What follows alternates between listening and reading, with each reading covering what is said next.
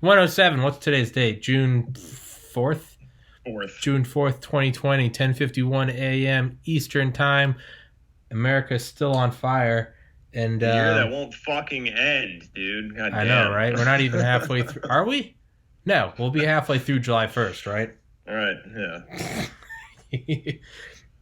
Well, on a more serious note than the social unrest in America, I would like to talk about Hot Pockets. I have... Rob, you plugging for a sponsor right now? Or I fucking wish, man. I would fucking... I would sell my soul. So I've been eating a lot of Hot Pockets. Been mixing them with whatever frozen food. Turkey burgers on a Hot Pocket. Okay, cool. Hot Pocket with some meatloaf. Cool. Hot Pocket with some tomato soup. Why not? Dude. Turkey burger on a Hot Pocket. Fuck yeah, man. Microwave all that shit together. Mash it up. Tastes great. So I am down to 197.6, which is the lowest weight I've been since 2015. So, fuck. If it's working, then well, it's all calories. It doesn't actually matter what you eat. It's thermodynamics. Matter cannot be created or destroyed. Energy can only change forms. It's all thermodynamics. So, but I don't know. Maybe I feel so sick after I eat Hot Pockets. I don't want to eat again. So you just fucking do 30-minute. Toilet sessions or some shit. I just feel terrible. When I wake up in the middle of the night, I normally like to munch because I'm a fat glutton. But when I wake up in the middle of the night, I'm like, man, I'm not trying to microwave a Hot Pocket right now. So it's that little barrier keeps me from eating. Nice. It doesn't take a lot to deter me. You stink. My dog's not spazzing out today, but she did have a vet appointment, so she's very needy. You smell, Luna. Go lay down. Go on. Go lay down, Luna. Go lay down. You're being rude. Trying again. So I was trying to think about what would be the silver lining. Rob Anton unavailable. Rob, what the fuck?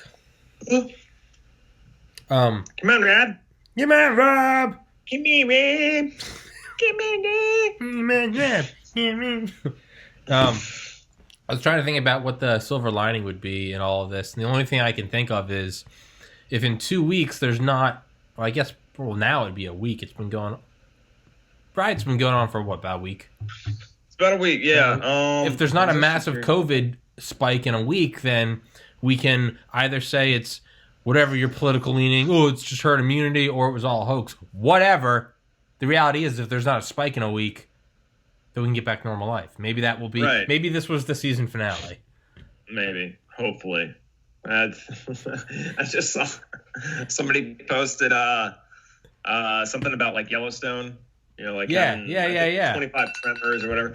Now, granted, a friend of mine, he said that his brother works there at the geological preserve or whatever the fuck is out there. And that's actually that's normal for that volcano range or whatever the fuck you want to call it to have that many. Yeah, I looked that up. It's actually So it's nothing major, but I did find it funny because I'm just looking at it. It's 2020. Don't. It's literally 2020 is a cat. It's just knock shit off. It's okay. Throwing shit off shelves. It's 4 years of half the nation hating the president, followed by 3 months of close quarters isolation, followed by an execution in the streets. What could make it worse? It's just oh no. It's what can make a bad date worse? It'd be I don't know, dysentery. It's just really jack it up. But I was thinking, so let's say a week goes by and there's no massive spike, right? I'm listening. Yep.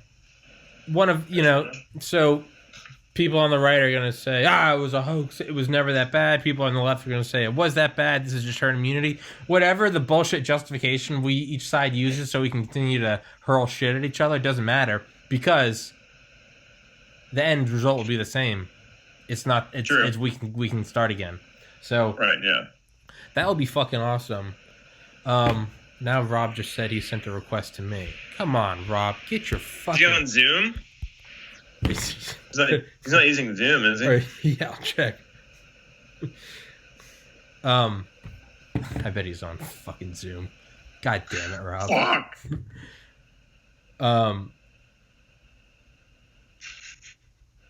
He says he's on Skype. Says he sent a request. Hold on, I'm gonna end this call real quick, okay? What the fuck, man? You gonna hang up on me again? Same introduction, episode 106 or 107? Holy shit. June 4th, 2020, 10:59 a.m. Eastern Time. America's on fire.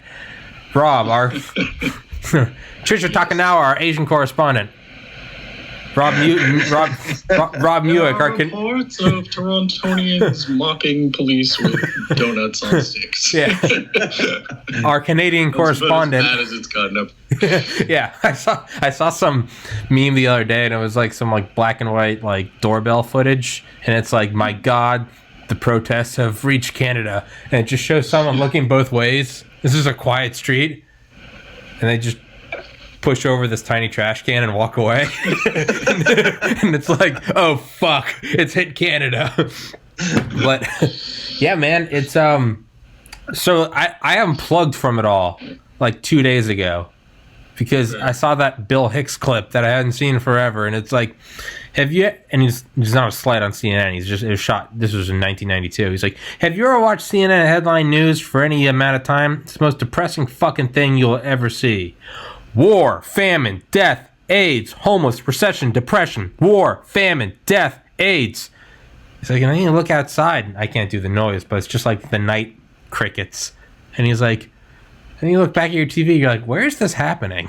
Like, and that's, I realized I was getting so like wound up. I was like, oh no, we're doing the thing. We're protesting and burning. And on one hand, you got to have peaceful protests because you can't keep killing unarmed black guys. On the other hand, you can't be burning down businesses. And I was like, but is this martial law? Is this? And I was getting killing unarmed black guys. Yeah, yeah. And I was starting to get so wound up. I was good. And then I accidentally like locked my phone. And so it went black, and I just saw my own reflection, and it was me, like, sideways laying in bed, and I was like, wait, this is where I actually am. And I kind of, like, yeah, again, I literally was like, just kind of looked around, just hear the fan kind of clink, clink, clink, clink, and, like, the air conditioner just, and I was like, it's 1 a.m., and I'm just, like, completely safe.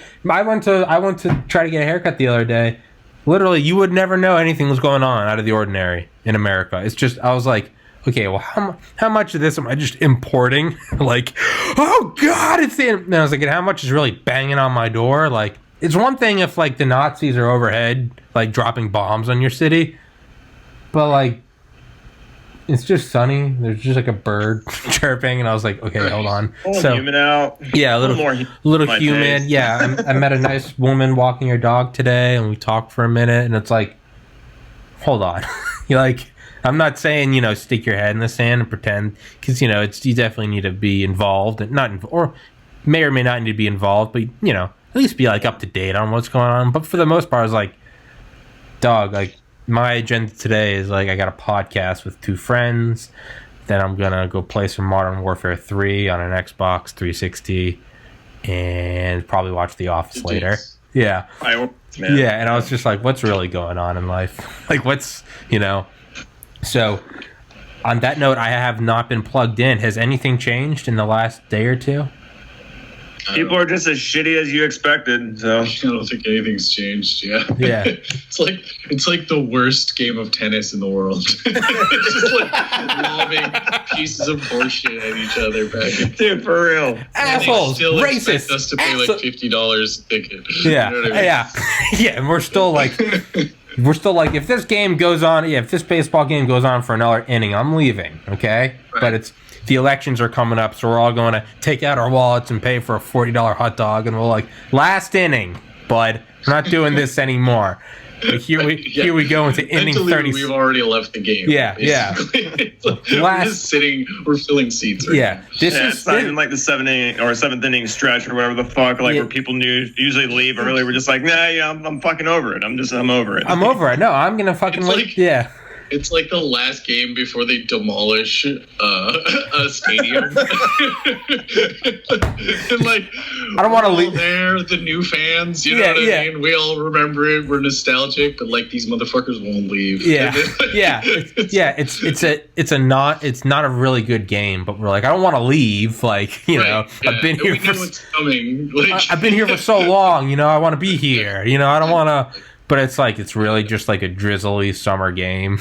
Like, there's only one place to put a stadium in the city. Yeah. That's what it is. You guys are sitting on it. So. There's only More likely fucking leave. Yeah. There's only one footprint available in this urban area, and we're all expecting some magic to happen. But the reality is it's just another game.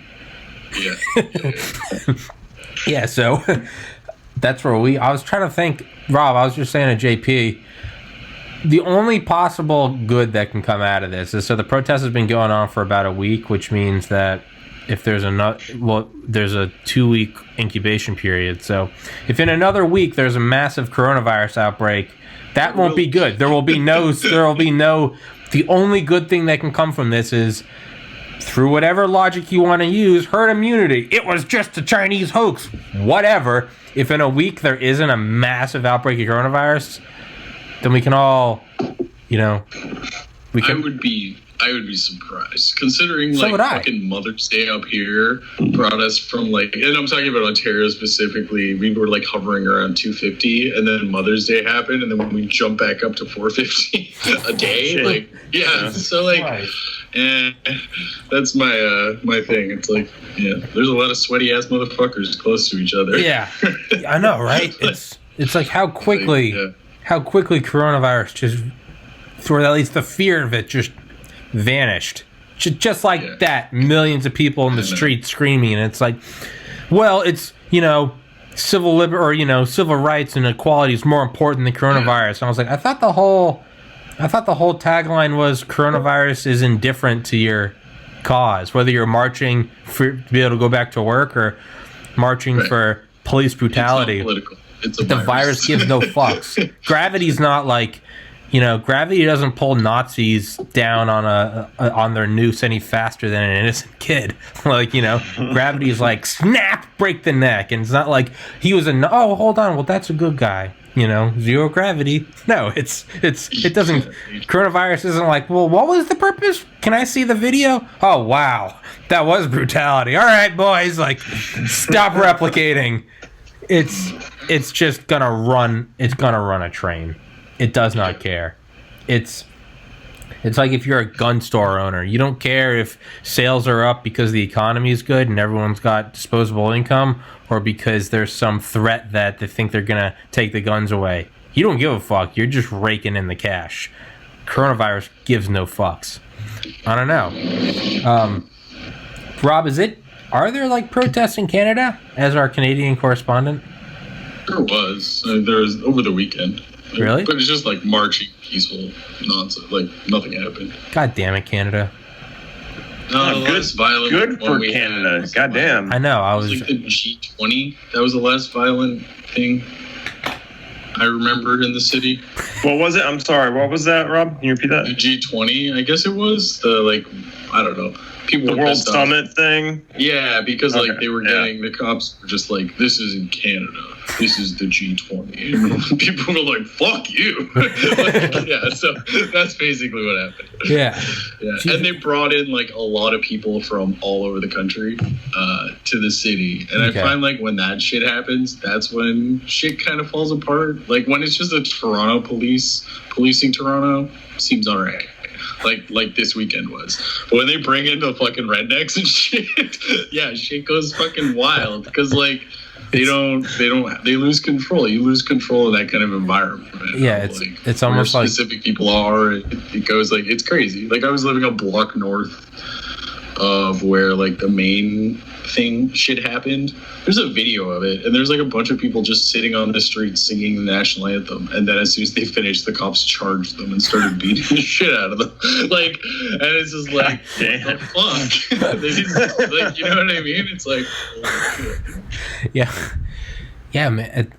I don't know. There's going to be a good South Park episode about this. That's for sure. They're going to somehow tie Cartman and Kyle into it, but nowadays you could just like go back to other seasons and just play an old one about some, because this shit just keeps going over and over and over and over. Yeah, like there are like clips circulating from like in that 2009 episode about like swine flu, and it's like it's like Randy laying in the street. He's like, Stan, when this is all over, 98.5% of us will still be alive. He's like, this virus does not care about life. Stan, but Stan, Shelly. Hey, Sharon.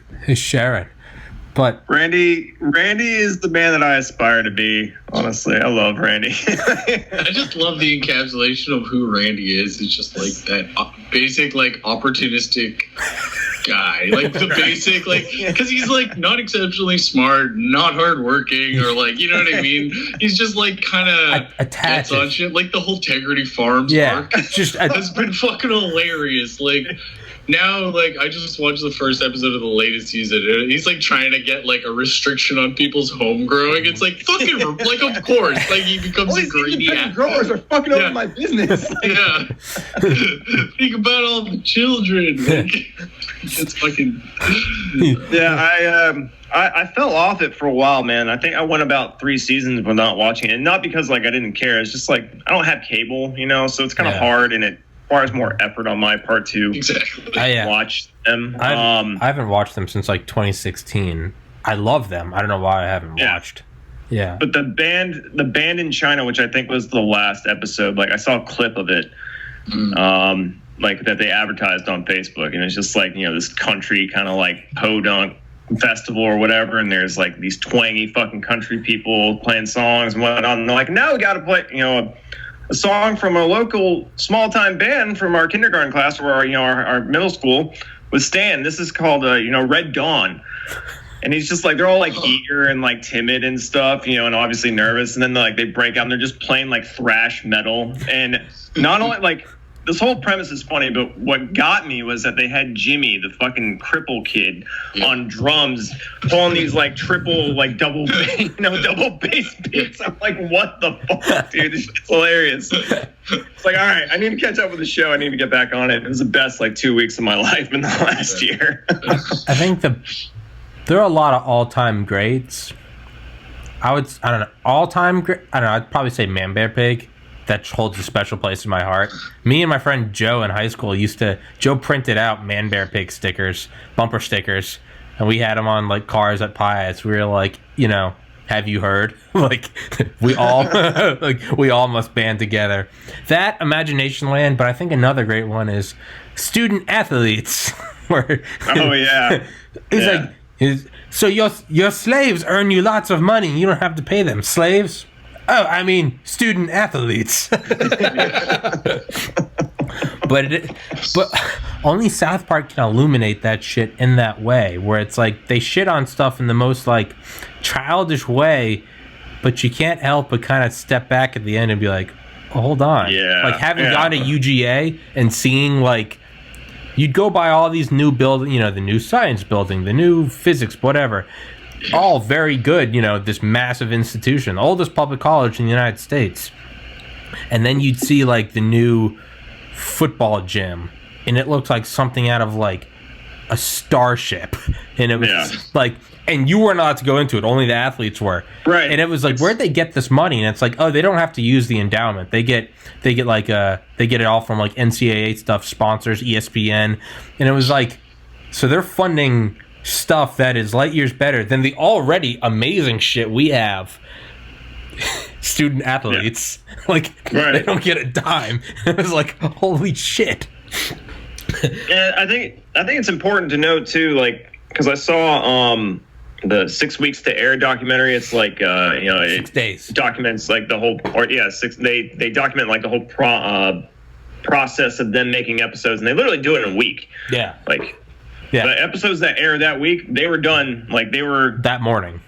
Yeah, ideas were scripted like 6 days ago, and they did all this shit in like 6 days. It's fucking amazing. But they're talking about that specific episode, and I always get them messed up if it's Matt Stone. I think it's Matt Stone, but he's talking about, what's really fucked up about that whole premise is that these organizations, these sports organizations, like they claim they don't have enough money to pay for these kids, like parents to like fly them out to the game or whatever. I'm like, dude, that's so fucked up. I'm like, Meanwhile, you're like making a killing off this kid's likeness in video games and selling merchandise and all this other shit. And like, really? Come on. And not even that. I mean, the value that like on a UGA game day weekend, man, I don't know shit about business or economics, but like anyone with a pulse and eyesight could see like, oh, these bars, let's say there's 6 game days in a year out of 52 weekends.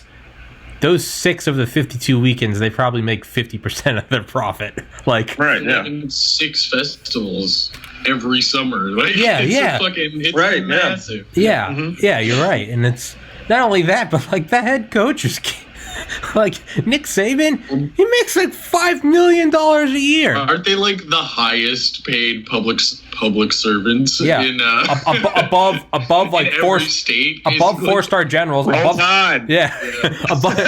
above the president, above any like it's Can you imagine just like some 4-star general rolling up to like the head of like Roll Tide, and he's just like, sir. What if? Emperor Saban. Yeah. Saban's like, let him in. They're my +1. Yeah. That's right. My 4? Was that 4 stars on that? Was that 4 stars? Let him in. 3, yeah. Get the fuck out of here. Yeah. 3. Put him in the away. Put him with the student. Slob the fuck out of here. Hey, can you play tuba? You can go with the band. Like, get the fuck out of here. Yeah, they've got the heated boxes, and you go in there. It's just literally looks like Kennedy's bunker. It's just a bunch of 4-star generals in there. You got to know who to talk to, man. Rob, did you get that when you lived down here? Like the whole premise of like, hold on, college. Shut up! I'm interrupting. No, shut up! I'm interrupting. Do you think that there's any like I wonder if there actually is any like truth to that though? Like, hey Saban, let me in. I'll get you a kick-ass B-2 stealth bomber to fly over. Like, I'll call it in from the boys. Oh, I guarantee it. I guarantee it. It's all like handshakes and jerking each other off. All right. What else are they doing with them? Yeah. Right now, I mean. Hey, we're polishing them and flying them over stadiums. What if they had like stickers? Keep them clean. Like keep them seen. Yeah, keep them clean. It'd be like the World War II bombers with like, or the fighters with like the checks on the side. It'd be like 10 checks. Tallies. Yeah, this one's gone over 10 Rose Bowls. I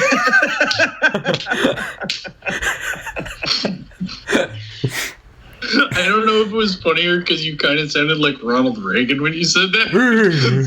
Yeah, this baby's got over. This baby's got over 10 Rose Bowls. Okay. Oh, fuck. So I apologize, JP, before I interrupted you. No, it's fine. No, I totally understood what football was when I was down there. No, but I meant do you guys have anything like of that equivalent in Canada? Are you guys like no hockey?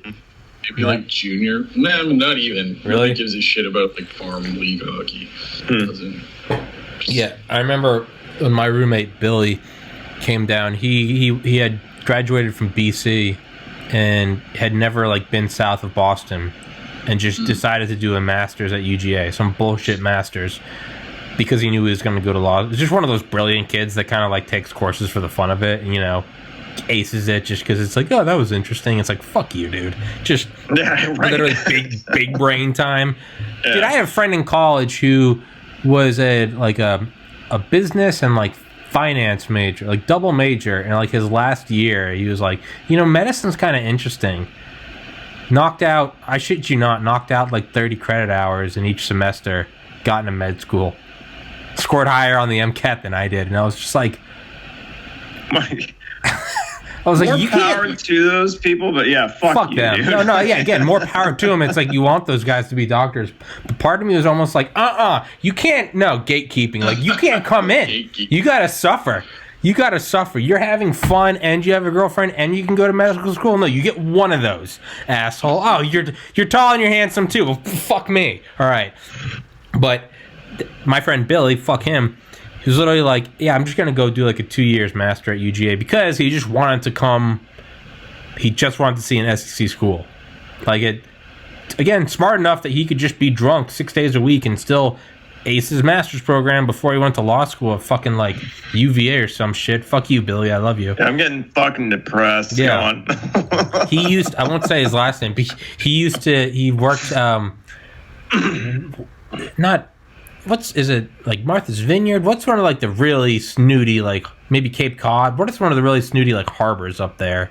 Oh, yeah, Cape Cod, Martha's Vineyard, yeah. Well, like while at BC, for the summer he would park yachts or whatever, right? He would go out and they'd go out in like a dinghy. They'd bring the billionaire back. He used to like Bill Belichick. He used to like these NFL or coaches and owners. He used to park their yachts, and for you get tipped like $1,500. But he was like, yeah, no, I made it a goal. He was like, I fucked my girlfriend on every one of those yachts. Like, I think that was, and I was just like, man, you know that these like billionaires, you don't think that they like have like surveillance on there? Like a lot of these ships have like anti-missile systems. I just remember watching the color drain from his face. He's like, oh no. But like he's got all these billionaires. Hey, did that weird kid come onto your boat and fuck? they're all looking like it only took one. I was like, he's got balls. Let him do it. Yeah, well, yeah, he's got moxie. Actually, one of the billionaires probably collects all the videos. Yeah, have you seen this man? He's the creepy billionaire. He's like, yeah, I'll take those off your hand. It's yeah. Fucking. He's the latest Henry Hill, dude. Yeah. Like Goodfellas. Yeah. All those billionaires are hanging out the 4-star generals and Nick Saban. They're all in the same box. Like, kid's got moxie. But, so anyway, he came down to UGA. Didn't know a soul. Didn't know a fucking soul. His roommate at BC went to Pius. And that roommate went up to BC. He's another one of these smart guys that just, fuck it, I can get into any college. Might as well go see another city while still getting a 4.0. So he went up there. And so Billy, who was his roommate, didn't know anyone but knew this kid who knew all of us. And so this kid was like, I won't say his name, but he was like, hey man, my friend Billy wants, and we needed another roommate. We were all doing like an extra semester. So we're like, yeah man, sure. We've never met this kid in our life. Still one of my good friends now, 6-7 years later. But he came down, man. The point to all of this is, I remember during the first game day, I remember him calling all of his friends in Boston, and he was like, it's true. The rumors are true. We were kind of looking at him like, what? And he was literally like, everyone's drunk. It's 7 a.m. Dude, there's so much ass here. He was like, it's not an exaggeration. It's true. And that was it. And we're like, is that why you came down here? And he was like, yeah, I just wanted to see game days. Fucking yeah.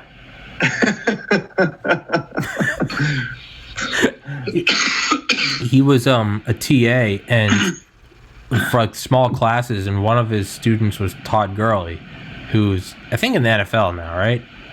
I don't know. I don't follow any sports. I don't follow. Yeah, but I don't follow him that close, man. He was definitely their most valuable student athlete, and he was like their best. And actually, I think he was like suspended because he like accepted merch or like money or something.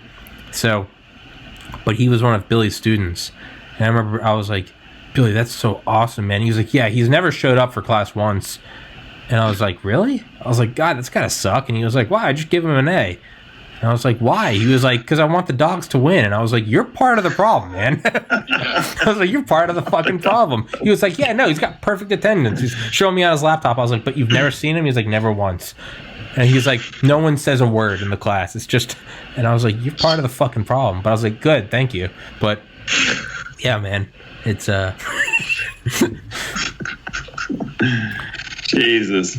Yeah, it's but I know what you're talking about, Rob, because they used to bring in like cops from like all over Atlanta for game days, because it's sort of like, yeah, it was like a redneck like mecca. You'd have like your normal rowdy Athens, but it's like the school's been there for 235 years. Like they kind of know how to handle these crowds now. It's just like they've adapted. everything's just scaled up, more cops, more whatever. But yeah, when you'd all of a sudden, it was like putting a bowling ball on a mattress and everything falls towards it. It's like on a game day in Athens, all of, like, the redneck satellite schools, GCSU, Georgia Southern, Valdosta, they would all sort of, you just get this pouring of just fat white guys in wife beaters and a bunch of Confederate flags on pickup trucks, and you would just sort of like a gravitational pull. It would just bring in these crowds. Yeah, that's all I gotta really say about that. But so what's the it's always good to be positive and optimistic, but it's much more funny to be pessimistic. Oh Lord, here we go. Fuck you. What's the worst that can come from all of this? These riots. What's the worst case scenario? And not, you can't, no cheating. I'd be like, oh, nuclear bombs go off. Yeah, because, that's the worst. Like, yeah. What's the worst, though? Like, opening fire on protesters? I mean, I think that's already fucking happened. Granted, I haven't. Actually, I was just gonna say, I feel like there's been one or two, not like full blown. No, I'm talking like, I'm talking like Kent State, like Bloody Sunday. They're shooting like non-lethal rounds or like rubber bullets at people and whatnot. Like I saw a news clip of like this girl who was just walking home from like the store with a bag of groceries, and she happened to be in the way where the cops were, and they shot her with a rubber bullet. I'm like, you can't. My concern is like especially cops. There's been like more than one instance of cops attacking foreign media. Oh god. Which is like, no way. There's no way you're gonna cut it where like that country's not gonna be like, are you fucking kidding me? You know what I mean? Because this is how it starts. This is how it starts. That's how it starts. Is like literally there's like Australians just like they were tucked around the corner. Clearly out of the fucking line of like protest, right? They're just like tucked in the corner, like filming, and this line of cops just came and just started fucking hammering them all on camera, and they're like yelling press or something. Yeah, shit. And, dude, it's like, I feel like. Oh, go ahead. No, sure, man. This is your podcast. I was just gonna piggyback on Rob's, man. Go for it. I'll piggyback off you. No, I'll fucking. I just want to say, like, I feel as if there's a disconnect between both, though. Like, cops need to understand that, the press is going to get there. They want their fucking story. They need to report shit. Yeah. But at the same time, like, the press needs to realize, look, shit's heightened right now. Like, and I'm not negating like that cops should be allowed to go shoot rubber bullets at press, because I don't think that, but shit's heightened right now. Like they have to worry about their own fucking safety and everything. So maybe there needs to be some kind of like, I don't know, like course of action for press to take, like wear the fucking blue helmets, like, fucking NATO helmets over in a fucking war zone or some shit here on the streets of America. Yeah. Crying out loud. Yeah. It's like that video of that white guy in the MAGA hat getting chased by a crowd of black people that take his hat and then beat him. And it's like outside of a library, and it's just a dude that wanted to go like march with them. And in his head, bless his heart, was like, I'm going to show him that like not all Trump supporters are bad. And he ended up just getting the shit kicked out of him. And it's like, on one hand, it's like, like that's freedom of speech. You cannot attack someone because you don't like them. That being said, on the other hand, it's like, dude, what the fuck did you think was gonna happen? Especially like in this day and age. Exactly. Like, they're gonna just think you're a troll. Like unless you're like come out on some platform and everybody knows you're coming, and like it's you don't know. It's like and I'm not justifying. It is. It's like a court of law. It's like, okay, there's a video, so in the court of law, yes, they're going to a country like concert and be like, fuck country, fucking rednecks, fuck you, and exactly. Bernie 2020, and then be like, they hit me. I fucked my sister. Like, how dare you attack me? Yeah, exactly. Right. No, it's true. It's like it's like in a court of law, it's important that like there's a video of this, and it's like, hey, in a court of law, like they're all going to be charged, and you're not, because that is freedom of speech, and it's like I think we all do agree on like the technicalities. You're allowed to do that. It's like a couple days ago, some kid went to one of these protests and just started doing the Heil Hitler. Oh, God. And he was knocked out cold. Yeah. And there's an awesome freeze frame picture of him getting hit and his hair's flying. And it's like, everyone on Reddit was like jerking off, like, yeah, punch that Nazi. And someone was like, hey, man, like, I don't like him as much as the next guy. That kid's going to be able to press charges because that is freedom of speech. That being said, what the fuck did you think was going to happen? So it's like, if you're going into that, don't go into it thinking like, you know, you can't walk into like a Taliban cave and be like, rules of engagement, you can't shoot me. It's like, yeah, rules of engagement, but like, they don't care. It's, you know, walk in a wild and be like, subscribe to NATO's rules of engagement. You don't walk into the wild and be like, you can't attack me, Mr. Kodiak Bear, because I haven't come onto your property yet, and this is a stand my ground. Just like rip your face off. Like, so it's, yeah, it's, you can. So back to what you were saying with the press, it's like, yes, you are in the right, and legally, that you should not be attacked because you're going to get, that is freedom of press, freedom of assembly. That being said, like, but at the same time, I'm just from all of my experience being in the press. I guess it's for me. It's like, I guess some message must have gone out because like it seems indiscriminate. Like fucking Fox News has gotten attacked, so like it's like, you know, it's that's how like, you know it's bad. Go get him! Yeah. Ah! Yeah. That's how you know it's bad. Not me. Yeah. No. Friendly. Friendly. Look at my skin. Yeah, that's what it is though. It's seriously. It's maybe that's the one. Maybe that's what gets this channel yanked. Friendlies. They're all waving the white flag, but they're just like showing their white. Waving a white kid, like a little white girl with blue eyes and blonde braids. You're waving her. Friendlies.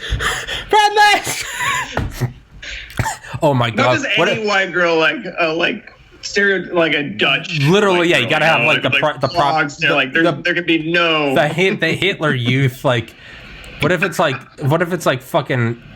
When I had Mike Durant on, I read his book like 4 times, but they talk about how like upset the Rangers were because you'd have these Somali guys with like RPGs, and they'd literally have kids hugging each shin, and then like one on his front like a turtle shell backpack, one on the back, and so he'd be walking with kids, walking with an RPG, and the Rangers were like, "What the God damn it!"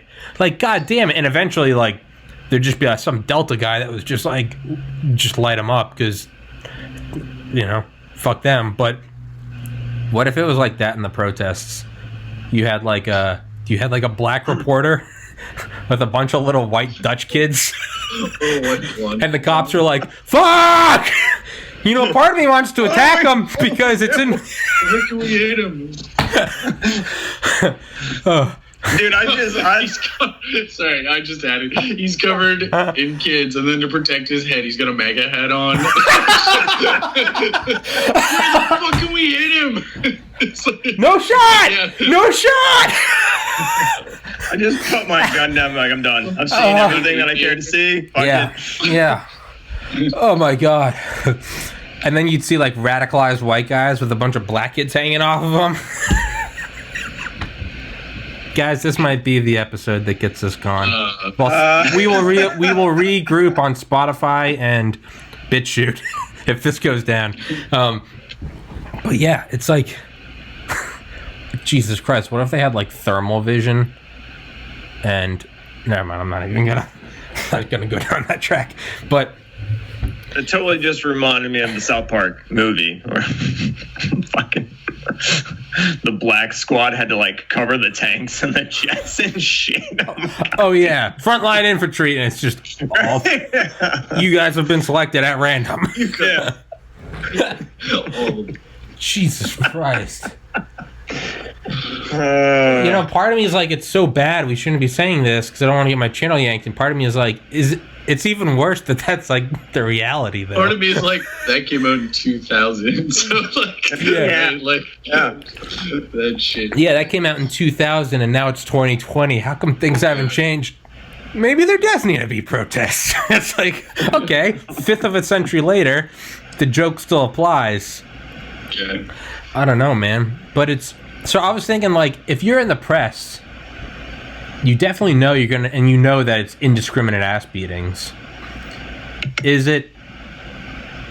I mean, you're definitely always trying to get the story. I'm just looking at it as, like, an egotistical douchebag who's trying to promote my own podcast. If you're trying to get the story out there, man, it definitely helps if you can, like, you know, get your ass kicked by cops. I'm not saying that's what they're wanting to do, but I mean, goddamn, man, you want to move up in the journalism world. You go in there with wealth. Reporters. Yeah, right? You know, the reporter like kneeling in the puddle.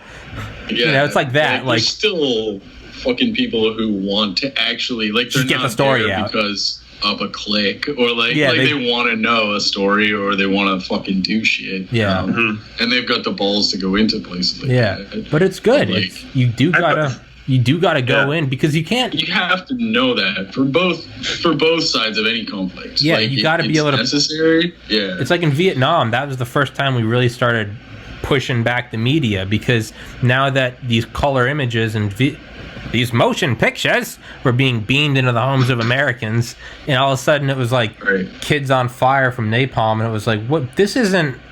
Because up until then it was like, we're going to fight the Nazis. Justify. They're putting people in camps via trains and gassing them. We got to take them out. It was there's no doubt you got to take them all out. But there's also a much tighter clamp on information. That's why the U.S. government. Scientists. Yeah. That's why you could put out propaganda. Go back to paperclip episode. Yeah, seriously. But that's why you could put in that's why you could put out propaganda of, you know, Japanese guys with buck teeth and slits for eyes, and it's like, we gun bomb America, and it's like, we need to take them out, because there wasn't YouTube and Wikipedia and like a free flow of information. It was like, well, that's what it must be. You couldn't call somebody over there. Yeah, you couldn't call someone like, out. Oh, hey. Yeah, you couldn't. You don't look like a poster. It's like, hey, whatever, you know. Yeah, what's the difference between like buck tooth would be more pronounced. Yeah. I mean, we should do that. Of like Skype calls between like Viet Cong and American, like, just person at home, and like the Viet Cong's like, why aren't you eating babies? It's 5 p.m. And the white guy's like, where are your fangs? Like, you're not in a cave, in a hole. It's probably almost like, why are your buck teeth? And it's the same as like, what's the difference between like well-trained or, you know, what if they don't run? Then they're well-trained Viet Cong. Like, how do you shoot women and children? You lead them more, or you lead them less. It's probably just like, they don't have buck teeth. They probably just shaved them off. Like, but it's starting in like Vietnam. I believe it was Vietnam. That was when it was all of a sudden like, you know, you see these little kids on fire and their skin falling off their ribs, and it was like, ooh, wait, this isn't like, you know, send over the B-17s and bomb them back to the Stone Age. Like, you keep producing shells on the home front, we'll keep them firing. It's just like your straight-jawed white guy with a cup of Joe, and it's like, yeah, take out the Nazis. That was the first time that it was like, well, what are we doing? Like, these people literally, they have like rags and they farm rice, and we're, because like Nazi Germany, they were more advanced than us. Japan, you could say probably that maybe the same, and it's like, it's kind of, they're the same as us, but all of a sudden when we're dropping like napalm canisters out of supersonic F4 Phantoms on these dudes with wooden shoes, it was like, ooh, that are farming fields and shit. Exactly. Kids that fucking have never seen a TV before. Well, so then, you know, you would think that that's when shit changes, but instead we just did the, you know, well, let's just put out the media so no one can see this, and continue trucking. It's like what Andy Stumpf, the SEAL Team 6 guy, said on Rogan. He was like, you don't understand, man. It's like, it's not like these people have disinformation over there. You go over and see farmers and you're like, you know, where can we find bin Laden? And who is that? The guy responsible for 9/11. What is that? He the attack on America. Who is America? Oh, you literally, you can't write or read. You can talk. You have a couple goats and like a kid. Like, you've maybe seen a book 2 times. Like, yeah. I mean, to the point where they used to go out and they didn't even, a lot of them, like I think it was Andy Stumpf, it might have been someone that said like they didn't even understand that they were against us in war. They thought that was just something that was just going on. Like, oh, who are you guys bombing? Well, because it was civil. They said they used to go out and they'd put tents out in the middle of the night near like roadblocks, just because they knew that bombs would hit them. Because then they would go out and they'd pick up all the scrap metal because they could sell the scrap metal for far more than their crops. Like, holy fuck. Like, holy fucking shit. Like, when that is the option for, like, the best source of income, like, dude, like, when I had on that guy from the Israeli Special Forces, he was like, you know, and this guy's from Israel. Like, the only people the terrorists hate more than Americans are fucking Jews. So he's like a Jewish Special Forces guy. And he's like, you know, it's my job. Like, I have to go blow the fuck out of people in, like, Hezbollah. But he was like, man, when you go and, like, capture some of them, he was like, you realize that it's like, well, why'd you fire the RPG at the convoy? And you realize it's because this is an illiterate guy who's been making 5 cents a day doing whatever for the last 30 years. And some educated terrorist said, hey, here's $500 US. If you go fire this RPG and you bring back you know, dog tags or a helmet, show me that you killed him, here's more money than you're going to make in the next decade. So now you have this guy who's got a kid and a wife, and you're like, you know, you never know when you're just going to fucking die from exposure over there. Now, that's like someone coming up to you and being like, hey man, I know there are a lot of protests going on out there, but if you wear a MAGA hat and go run into the crowd and get punched, I'll give you $50 million. Ooh, you know, I went to a private Catholic high school. I have a bachelor's degree, but $50 million? Like, I might die, but $50 million? Like, and that's when you're like... $50 million can pay for fucking facial reconstruction. Yeah, and if I die, it won't be my problem anymore. I'll do it for 50 grand. Yeah, I would. $50 million. 50 million, bullshit, man. Fucking give me a fucking shopping cart of Hot Pockets and we'll call it a day. It's real. Yeah, real. So... But when you get, that's when he was like, and it sucks because it doesn't matter whether or not this guy's some indoctrinated fundamentalist or if he is just some poor fuck who was dealt a bad hand. He was dealt, you know, a 2, 3, and a 7, and everyone else has aces. And he's like, whether or not, the reality is this guy's still shooting an RPG at my comrades, and one of us is gonna die. I'm gonna make it be him instead of us. He's like, it's a zero-sum game. But he's like, that's when you start to realize you're like, oh. So there are truly insidious people, because the ones giving the money aren't stupid. Why are they giving money? Because they're not dumb enough to go out there and shoot an RPG. Like, and it's So it's like, I don't know, man. There are insidious, much more intelligent people at the top. So it's, I don't know how the fuck we got onto this topic, but it's something is going on, and it's, you know, maybe the wrong people are catching flack.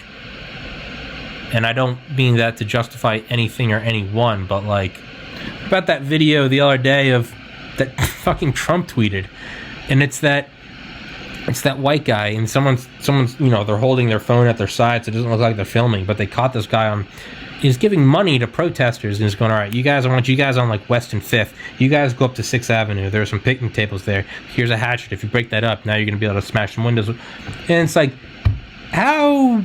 And it sucks because there are people legitimately protesting for the killing of George Floyd, as well as they should be, because it's 2020 and jokes from a 2000 South Park film are still applicable. Something's got to change.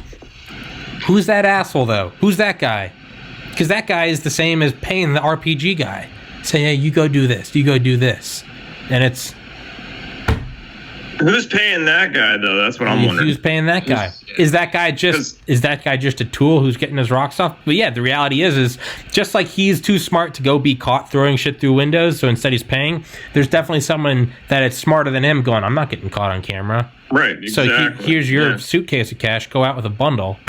Well, have you seen the reports about like the pallets of bricks that have just been laid out? Yeah. Like across these cities and shit? Yeah. Like, oh, how convenient. Yeah. Right. Yeah. But the creepy thing is there are videos of like Antifa guys kind of uncovering them, and it's like, what the fuck? But then there's also videos of cops taking them out of their trucks and putting them down. And it's like, some people are saying, here's some bricks, go fuck shit up. Some cops are going, here, give us an excuse to fuck you up.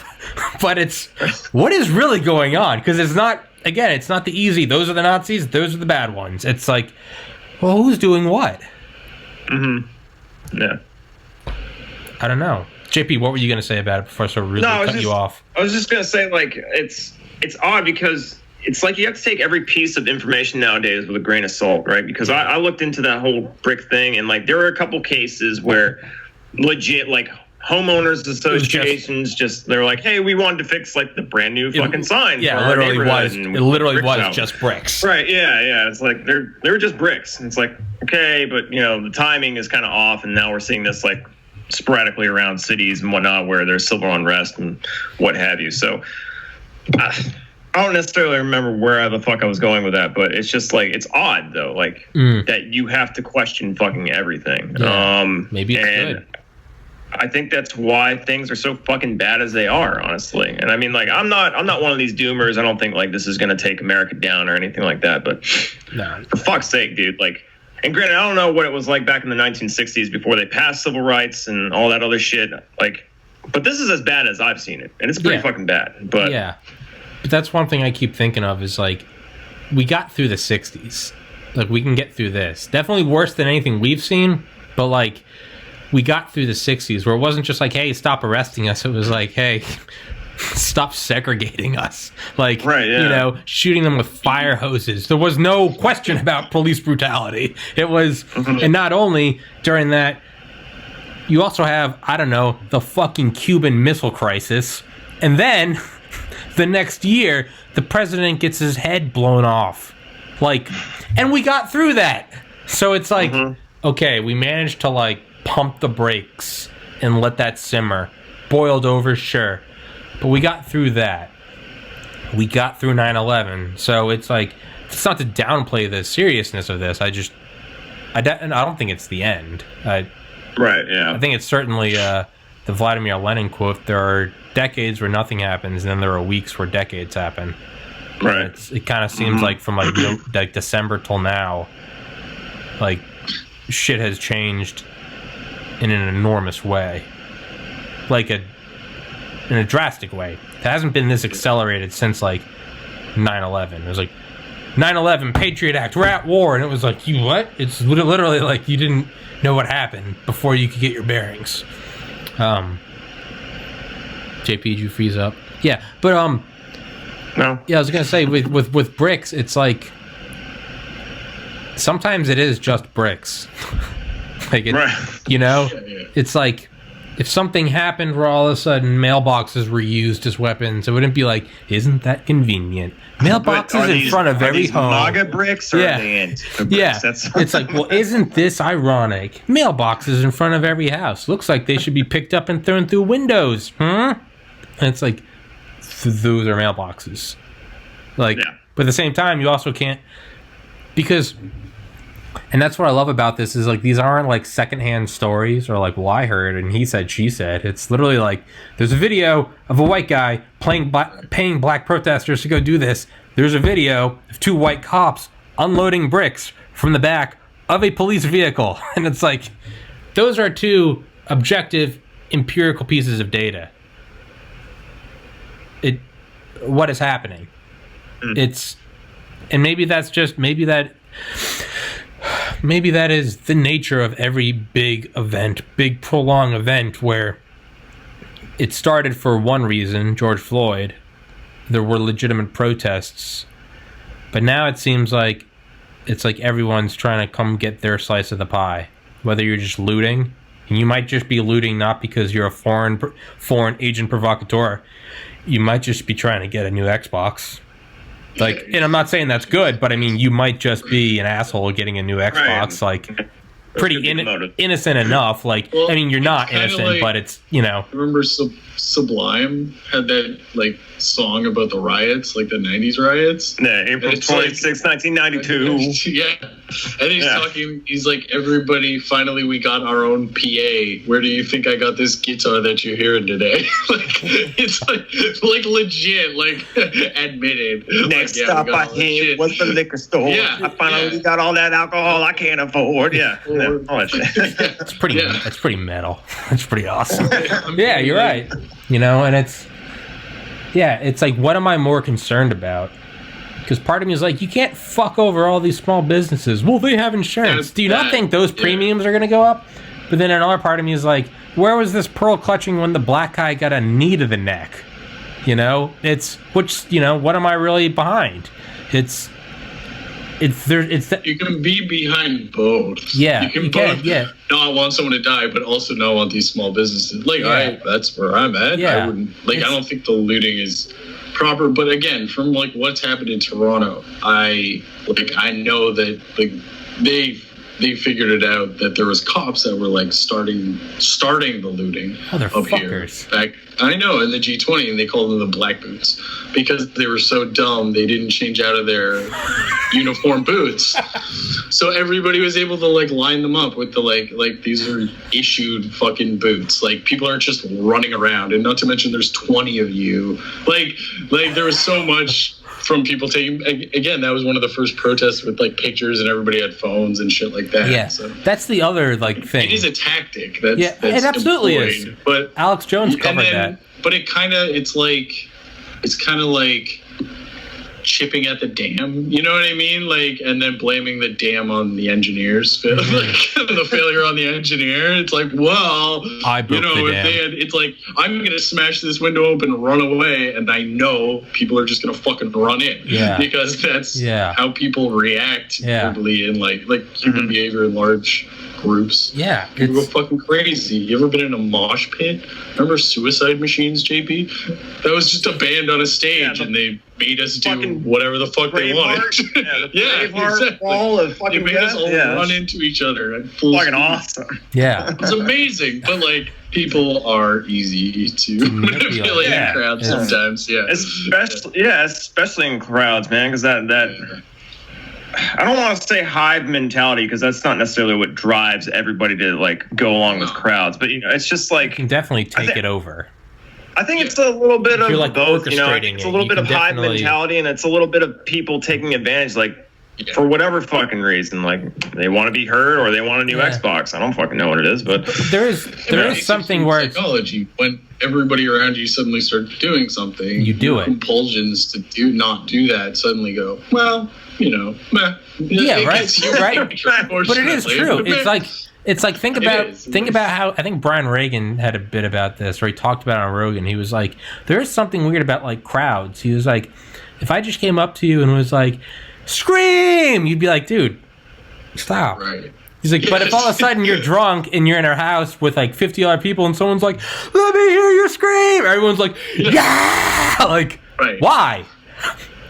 You're just that interaction doesn't happen one-on-one. You don't even need alcohol. You just get someone going hard enough, banging their head, and you're like, yeah. But like, if you did it to me, I'd be like, dude, stop. Like, and not so much, trying to eat a Hot Pocket. You perfect, like, these fucking riots are like perfect storm material, like record unemployment in your country, and then suddenly you give people something just not only that, it's you COVID quarantine for months on end, pressure cooking. It's you're literally all they've had is the internet. And so we know what that does to people, right? The internet news. Yeah. It's literally like we've been inflating this bike tire far past the amount of PSI it should have. And now someone's just like handing you a BB gun. It's like, what are you gonna shoot? Like, you're not, you're gonna shoot, no, you want to shoot the thing that's popping up. And it's like, and then you shoot it. What the fuck did you think was gonna happen? Ah, it blew up. Like, wow. It's, I don't know, but that's the one thing is like, it's almost like you can really tell how stupid some people are. And it's like, because the stuff that's going on, these mob mentalities, these agent provocateurs, like Rob said, like, it is a tactic. Alex Jones, although it's crazy, he did cover it with the World Trade Organization protests in '99 in Seattle. And he's like, there are videos of guys. He's like, I think they're like Delta Force or undercover cops. They go break windows, and now all of a sudden you have justification to fire tear gas. Because if you're just firing tear gas at people protesting, you're the bad guy. But if stuff's burning, now people are like, hey, stop the burning. You're now the good guy. You're the savior. It's like an artificial redemption. So that is a real tactic. But like, it seems to somehow go under the radar. It's like everyone now has like 4K cameras, like at all times. That's kind of been forgotten because it's like, well, you know, we can turn off our body cams, but it's like there are literally videos on like Reddit right now of like cops looking both ways, making sure no one's around, and then like beating the shit out of a guy on the ground. But it's being filmed from like 9 different, and it's not even like people hiding. Many. It's literally just people like right. it's a gotcha. Yeah. And it's like you can't seize it and be like destroy that because you can now live stream. Fucking live stream. Yeah. And it's so I don't know, man. It's maybe all this like dirty laundry has to be aired because now cameras are catching it. We can see the assholes paying protesters. And we can see the cops beating because all the cops are doing right now when they are just you know, the Australians just over there minding their own business, and it's like raid, and they just go beat the shit out of them. It's like that's caught on camera. Now that is like, well, maybe these protests, maybe we need these protests because why did that happen? And it's, I don't know, man. Keep talking. I gotta go urinate. It goes back. Tommy and I talked about this last time. Like, and this totally goes against like my conservative ideology of like less government, but I feel like there needs to be like an oversight committee for fucking police, like somebody who's impartial, that is on the fucking job watching these guys all the time. Now granted, that's a lot of fucking oversight that needs to be taken, but like I saw a video, and I'm not trying to dive into these conspiracy theories with you, Rob. I don't know how you feel about them, but I did see a video of some guy who had a mask on, he had glasses, he was carrying an umbrella in the middle of like a sunny day. Went over to the advanced auto place or whatever the fuck it was and smashed the windows and then just walked away. Okay. I think I've seen this video as well. And then was following. Right, yeah. And this black kid was like had the stones to like be like, yo, what the fuck are you doing, man? Like, and they followed him. The video that I saw was about like 2 minutes long, and this black kid followed him for like a long time. It's a fucking white guy with a gas mask and all that shit. Yeah, I know. I watched the video, Yeah, and it's fucking weird. It's like, okay, who is that guy? And I kind of dug into it a little bit, and there was reports, granted, you know, like, it's the internet. So like I said, you got to take everything with a grain of salt. But there were people like, oh, this guy's a cop. And, you know, I was like, I mean, we have seen the cops fucking offload bricks. As well, so. Yeah, exactly. It's I don't know. So I saw some quote a couple weeks ago on Reddit on talking about like LSD or something, and someone was like, it was a brilliant thought. Keep talking. I gotta take my meds. Sorry. We're just in the middle of talking. Yeah. That's why I take meds, because I do things like that. I love how JP was straight up like, having like monologuing, and you just come in, say nothing, and then say, don't let me interrupt. Well, it's Tommy's podcast. Right, apparently.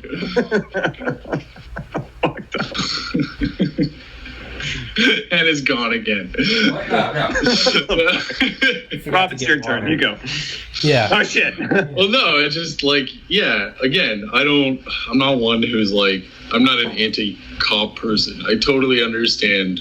Like, but at the same time, I don't feel like cops these days are there. It's like if you had a plumber and like you expect the plumber's job is simply for you to call them and then to show up and then fix your plumbing. But instead, you call them and they may or may not show up. And then when they get there, they suspect your plumbing is something's wrong. You have illegal plumbing or some shit, and you're more nervous to like call them to come fix your plumbing than you are to just you call the plumber and they show up in force and shoot your dog. You're like, hey, right, exactly. Hey. You're like, what the fuck? Like, what the fuck? Yeah. And then, but it's also the same logic of like 100 cops, 1 bad cop, 99 good cops, but 99 good cops don't do anything about the bad cop. That's 100 bad cops. And it's like, well, if you just flip that real quick, 10,000 peaceful protesters, one asshole looting, but 9,999 aren't doing anything about the looting guy. Bam. So it doesn't work. But so I saw this thing, and it was talking about LSD, and it was like all psychedelic trips. They're like psychedelic trips are like it's like you're looking out. I don't know. You're on some vantage point, and you're looking out. It's at night, and you're looking out on like a 10 mile by 10 mile patch of land. You got hills, grass, little village, whatever. But it's pitch black out. What a psychedelic trip is each trip is a lightning strike in a different area. They're all very unique, and they give you a different perspective. But they're all illuminating the same patch of land. Now, but you can have 1,000 different lightning strikes and have light cast on 1,000 different places, and not only that, you could stand on 1,000 different hills and look at it. So 1,000 times 1,000, that's 1,000,000 different images of the actual one thing. It's just one thing, but it flashes at night for a millisecond, looking at it from different areas. So from one side you could see a pretty barn, from another side it could be the shadow cast from a big tree that looks like a claw. Completely alien things, but they are in fact just the same thing. So I've been thinking more and more that, like, if you want to, you can look at this as these are purely peaceful protests, and that this is the national, martial law hammer of the government coming down. You can, if you want to, look at it as it was a peaceful protest, sure, but now they're looting businesses, so you got to bring in the strong arm of the military. Like, we're all looking at the same thing, and it just depends on where you want to look at it from. So I've been thinking about that a lot more and more. As someone who has voted on both sides of the aisle every 4 years, as my mind changes and as I experience different things and my wants and desires and what I value and hold important change, it kind of feels like that. Like, we're all looking through. It's not a stymied flow of information where, like, if I'm against the protest, but the only video I've seen, I've been kept in a bunker and someone showed me one video of a woman getting hit with a 2x4. It's not like, yeah, take down the protest. And it's like, well, you haven't seen the George Floyd video. Like, there's no restriction of information. We're all seeing the same shit. We're all looking at the same landscape, being illuminated by, well, who are my friends? Are all of my friends liberal? And we're like, yeah, fuck martial law. Are all my friends conservative? And we're like, stop destroying these businesses, you assholes. What is it? Like, what is it? What is the actual objective landscape? Can that even be known? Or is that the human condition to always look at? You look at one girl and you're like, that's my dream girl. I love her personality. I want to marry her. I look at her and I'm like, man, this bitch is annoying. We're looking at the same person. One of us is like life partner. The other one of us is just like, go away. Go away. It's, so we're looking at the same thing. Can it ever be known what is the objective thing and what is just, we're looking at it from even just, rewind the clocks 5 years. If right now this was happening and it was under Obama, you'd have everyone right now supporting Trump being like, martial law, I knew it. Next thing we know, we're going to the FEMA camps. You'd have everyone that is for these protests right now being like, shut up, conservatards. Like, we're doing this for safety. Or you could even, don't need to rewind it 5 years. Rewind it 5 weeks. You shouldn't be able to tell us we can't go to work. We're going to march in the streets, end coronavirus lockdown. Fucking idiots, go back inside. Coronavirus doesn't care about your cause. 5 weeks later, why are y'all out there? Millions in the street. This is more important than your job. What? You dumb liberals, you're telling us that we can't go to work and there has to be a quarantine and trust the government. 5 weeks later. You dumb liberals, now you're against the government bringing down the hammer when they're trying to keep us safe. It's like, which one is it? Is there an objective truth, or are we all just a bunch of egotistical, delicate douchebags dancing around saying, that's good, that's bad, that's good, that's bad, I'm always right, I can't be wrong? I'd agree with the latter. Yeah, especially, like, it makes sense, like, because we get the same thing up here. Like, just because it's Canada doesn't mean we're any Canadian correspondent Rob Muick. I think you get, like, because we have a lot of land, but we're all, like, the same country, you get these fucking, like we get in bubbles, but they're gigantic, right? They're like cities wide, basically, where you get like we get so much information from what used to be considered foreign, even like because like what the fuck 100 years ago did someone living in Georgia know what was going on like in Kentucky, for fuck's sake, like let alone Washington DC, New York, California, Hong Kong. It just exactly fucking Hong Kong, like anywhere. It's like, but it's happened in such a short span of time, and I think humans are so used to like it's either good or bad, it's black or white, or and we have to like adapt our thinking because I don't think the world is like that, and because just what Tommy said, every single person sees something a little differently. It's like, well, fucking obviously there's no if there's three of us, we're all gonna look at that girl in a different way, which means there's more than even two fucking choices or feelings, or so then the fourth guy fucking comes and he's like, maybe he has the same feelings as the life partner thing, but there's like other feelings as well, you know. He's like, yeah, she's awesome, but you're right, she's annoying as fuck. You know what I mean?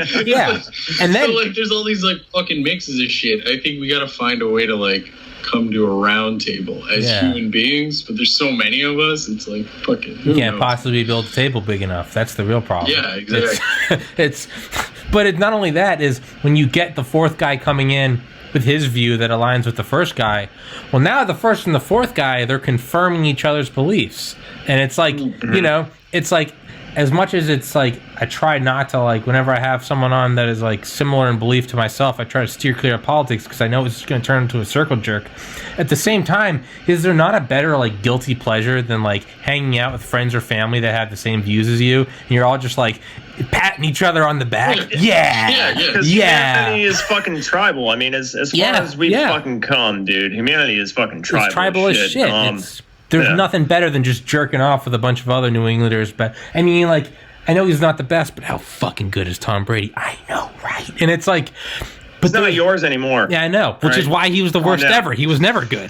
That's what I mean. It's just like that, right? It's almost like technology has gone from like tribalism to where technology used to be like, you know, a club and a fence, but now it's like omnipotent eyes in the sky, and we can all see everything anywhere, and you can get on the cyber brain of the world with 7.7 billion inputs and share information. So it's evolved light years, but we're still like knuckle dragging like nothing more. And it's, Rob, you're right, it's, you know, it's like if it bleeds, it leads, or like, you know, negativity, you're always drawn to it, because it used to be you'd be in a small society of, I don't know, a little fucking tribe of 100 people. You don't necessarily need to hear about every good thing, because like good things are, it's kind of like a luxury, like, oh cool, you found an apple today, or you know, you carved a cool arrowhead.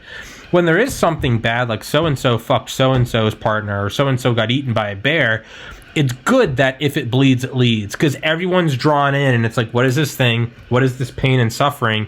How can we change it? Okay, we all saw the guy bitten in half by the bear. That was terrible, but let's all stay clear of bears. And because you're only in a tribe of 100 people, and you're surrounded by a relative ratio of bears, it's like, that thing happens, and then maybe it doesn't happen for another year. So it's good that everyone gets hyper-focused on this thing when it happens, because it's probably not going to happen again. But now with technology, we are still geared to look at the bad thing, but we are now getting inputs not from 100 people.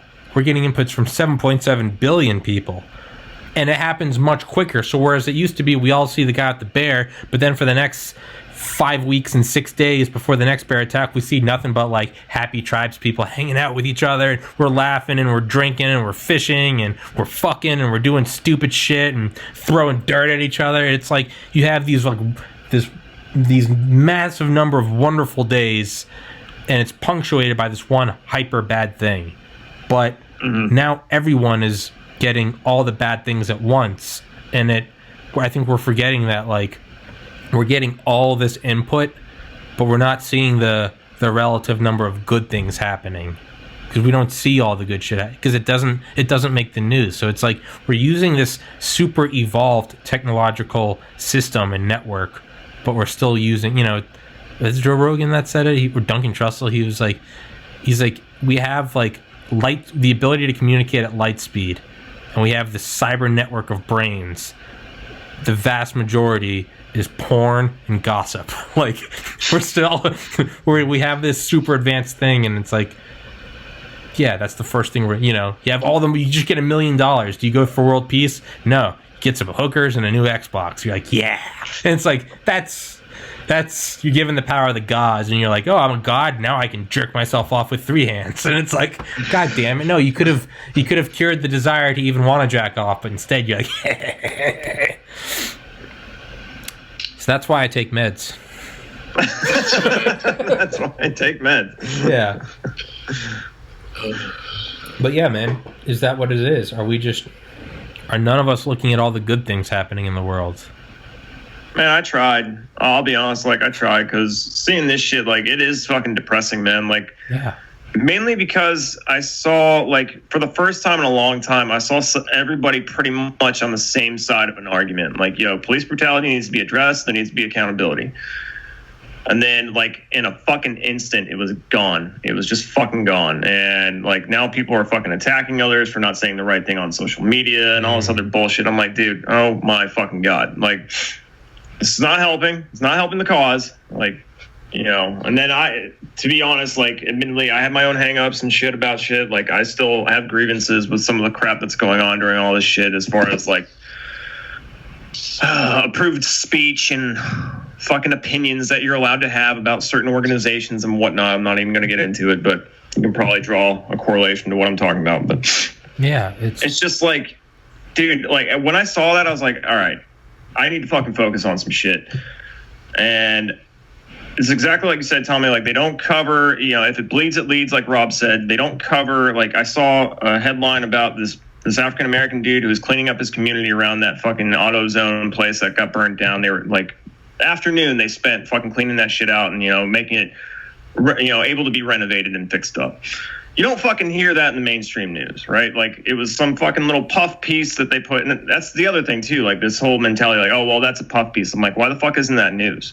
Like, why can't we fucking show how good humanity can be? Why are we always focused on the bad? Yeah. So, and I did that for a while, and then sure as shit, it's like, hey, fucking Yellowstone's been rumbling lately. I'm like, god damn it. God damn it, stop it. Yeah, it's literally, yeah, man, it's insane. Mm-hmm. It's insane. So, like, I don't know, man. It's like yesterday, like, I for the sake of just, like, poking, like, the hornet's nest, I posted a quote from Obama over the 2015 riots in Baltimore, and he was talking about, he was like, it is important to, like, enact change and to protest and to have your voices heard. And he's like, but those of you who are stealing, he's like, you're not pushing social justice, you're committing theft. To those of you burning down buildings, you're not changing the social landscape, you're committing arson. He's like, these very simple things. Like, I know you just punched that Nazi, but you're not making the world better. You just committed battery. And, like, and so I took that quote and I posted it yesterday just to see if I could stir the pot. And I got, like, 2 types of responses from people, like, private messages. It was like, I know, man, right? Why can't people see rioters are bad? And other responses are literally just like, you racist fuck. And I was just like, it's the same piece of information we're all seeing with these 2 drastically different responses. And JP, it's like you said, there's it's like this, like, beautiful thing. We're all on the same side. Police brutality is bad, George Bush standing on the rubble of World Trade Center 1 and 2. We're all on the same side. We're like, yes, we got to stop this. And how quickly it turned into, like, wait, now we're going to Iraq? Why are we going to Iraq? Anti-war, pro-war, just like that, the division. And it's we're all on the same side. Police brutality is bad. They just burned down a Wendy's. Why'd you burn down a Wendy's? Fuck you, that's not important. We got to push for social justice. No, but I knew the guy that owned that Wendy's. Bigot. Just like that. It's just I don't know. It's in, like, I don't know. It's Reddit. It's Reddit. Like, it's Reddit. So like, your responses and stuff. Again, you're in a bubble of people who are a mix of just like regular people, fucking weird leftists, weird right wingers. Like, you follow the political compass memes. Yeah, right? It's like, those are the fucking people you're dealing with. Why would you expect anything else? Yeah. They're not there for like enlightenment. They're there to fucking jerk. Yeah. It's like, and you are their fucking spread, right? Yeah. In that instance. Yeah. And I was thinking, like, and I realized this as I was looking at all these posts over the last, like, 2 days. And it was all these, like, I've thought about what I was going to paragraph. I don't normally post on social media, but paragraph. And for a while, I was thinking about, like, what I was going to say about all these protests. And then it kind of dawned on me. I was like, I was literally just doing dishes. And I was like, who the fuck cares what Tommy's hot take is? And I was like, and then I realized, I was like, why do I care what anyone, you got all these people that like, and I realized maybe this is just me because I'm a fucking egotistical asshole, but I was like, in my mind, it's like, gotta put out my hot take because the people want to know what I'm thinking. And I was just like, how fucking inflated can my head get to think that anyone gives a fuck about me dropping my 2 cents on a topic I have no exceptional experience with?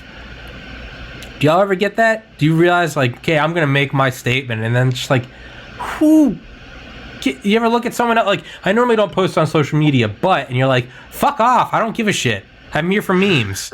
And I'm like, is that me? Where I'm like, I got it, time to make my statement. And I'm like, who the fuck cares? Who the fuck cares? The only people that are going to respond are the people that agree with me, and we're just jerking each other off because it's just patting each other on the back. Good job. You made the right opinion. You have right think. Do y'all get that? Am I boring you? No, not at all. It's just, I'm fucking equally as guilty, and I do that all the time. Like, half the time I'm fucking thinking about posting something on Facebook. I'm like, no one fucking cares, dude. Just delete it. Like, and yeah. Like, I'll write this whole fucking diatribe, and I'm like, is this too long? And then when I start questioning, it's like, no one fucking cares, dude. Like, who's gonna fucking like this shit? And like, I used to have. It actually comes from a history where, like, I used to have people who fucking commented on it, like, who didn't agree with me or disagreed, whatever, and we would have civil discourse. But then, shit, people just fucking stopped being my friend on Facebook. So, I guess I pushed too many fucking buttons or what, but it is, man. It's like self-aggrandizement at its finest, and social media I think it's exacerbated issues like this so fucking much because, you've given a platform for people to speak, but to be fair, not everybody deserves to be heard. Like, and I'm not saying like all opinions don't deserve to be heard. I'm saying like certain people don't know what the fuck they're talking about and should just shut the fuck up and sit down. So, well, it's like in school, we're all in the same class, given the same fucking project, but not everybody's getting an A. You're given the same resources. Yeah. You're given, everything is like fucking equal, basically, as far if you're talking about like doing research on the internet. It's like everybody has access to it. It's like middle school basketball versus varsity basketball. Like middle school basketball, everyone gets to play the same amount of time. They don't all deserve to play the same amount of time. Right. Some of us should just be never taking off our like practice pants. Right. Others should be playing all 4 quarters. Some of us just played basketball for the sake of, being occupied during the cold seasons when soccer wasn't around. So. Yeah, you're right. And I do think that everyone does deserve a voice. I think it's probably better that everyone can. Your voice should only extend like as far as your rights or them being impeded on, unless you're a pro at something or like a scholar or like your shit. Like if you're a professional in your area or you have a lot of experience, honestly, like most people should just shut the fuck up. Yeah, you should, but it's like I definitely because like they're talking about shit that they don't. Yeah, that has nothing necessarily to do with. And this is like I'm not talking specifically about riots or like whatever. I'm just in general. People just chime in on anything because you know what I mean. And it's like, shut the fuck up. But I think it's probably better that everyone has a platform to chime in on. Whether or not, instead of saying you don't know what you're talking about, you shouldn't get a voice. I think everyone should get a voice but sort of let the free market of likes and shares. If the person's a fucking idiot, you're gonna scroll right past it. Hey, look at this asshole making another post. I don't think anyone should say you can't, because that is the first step, and it always ends up leading in a year, 10 years, 20 years to 30 million people dead in some like communist dystopia. It always starts like that. So I think everyone should be able to make your little diatribes. If you think that person, it's sort of like vote with your money. If you don't like what they're doing, stop buying their fucking shoes. Whatever.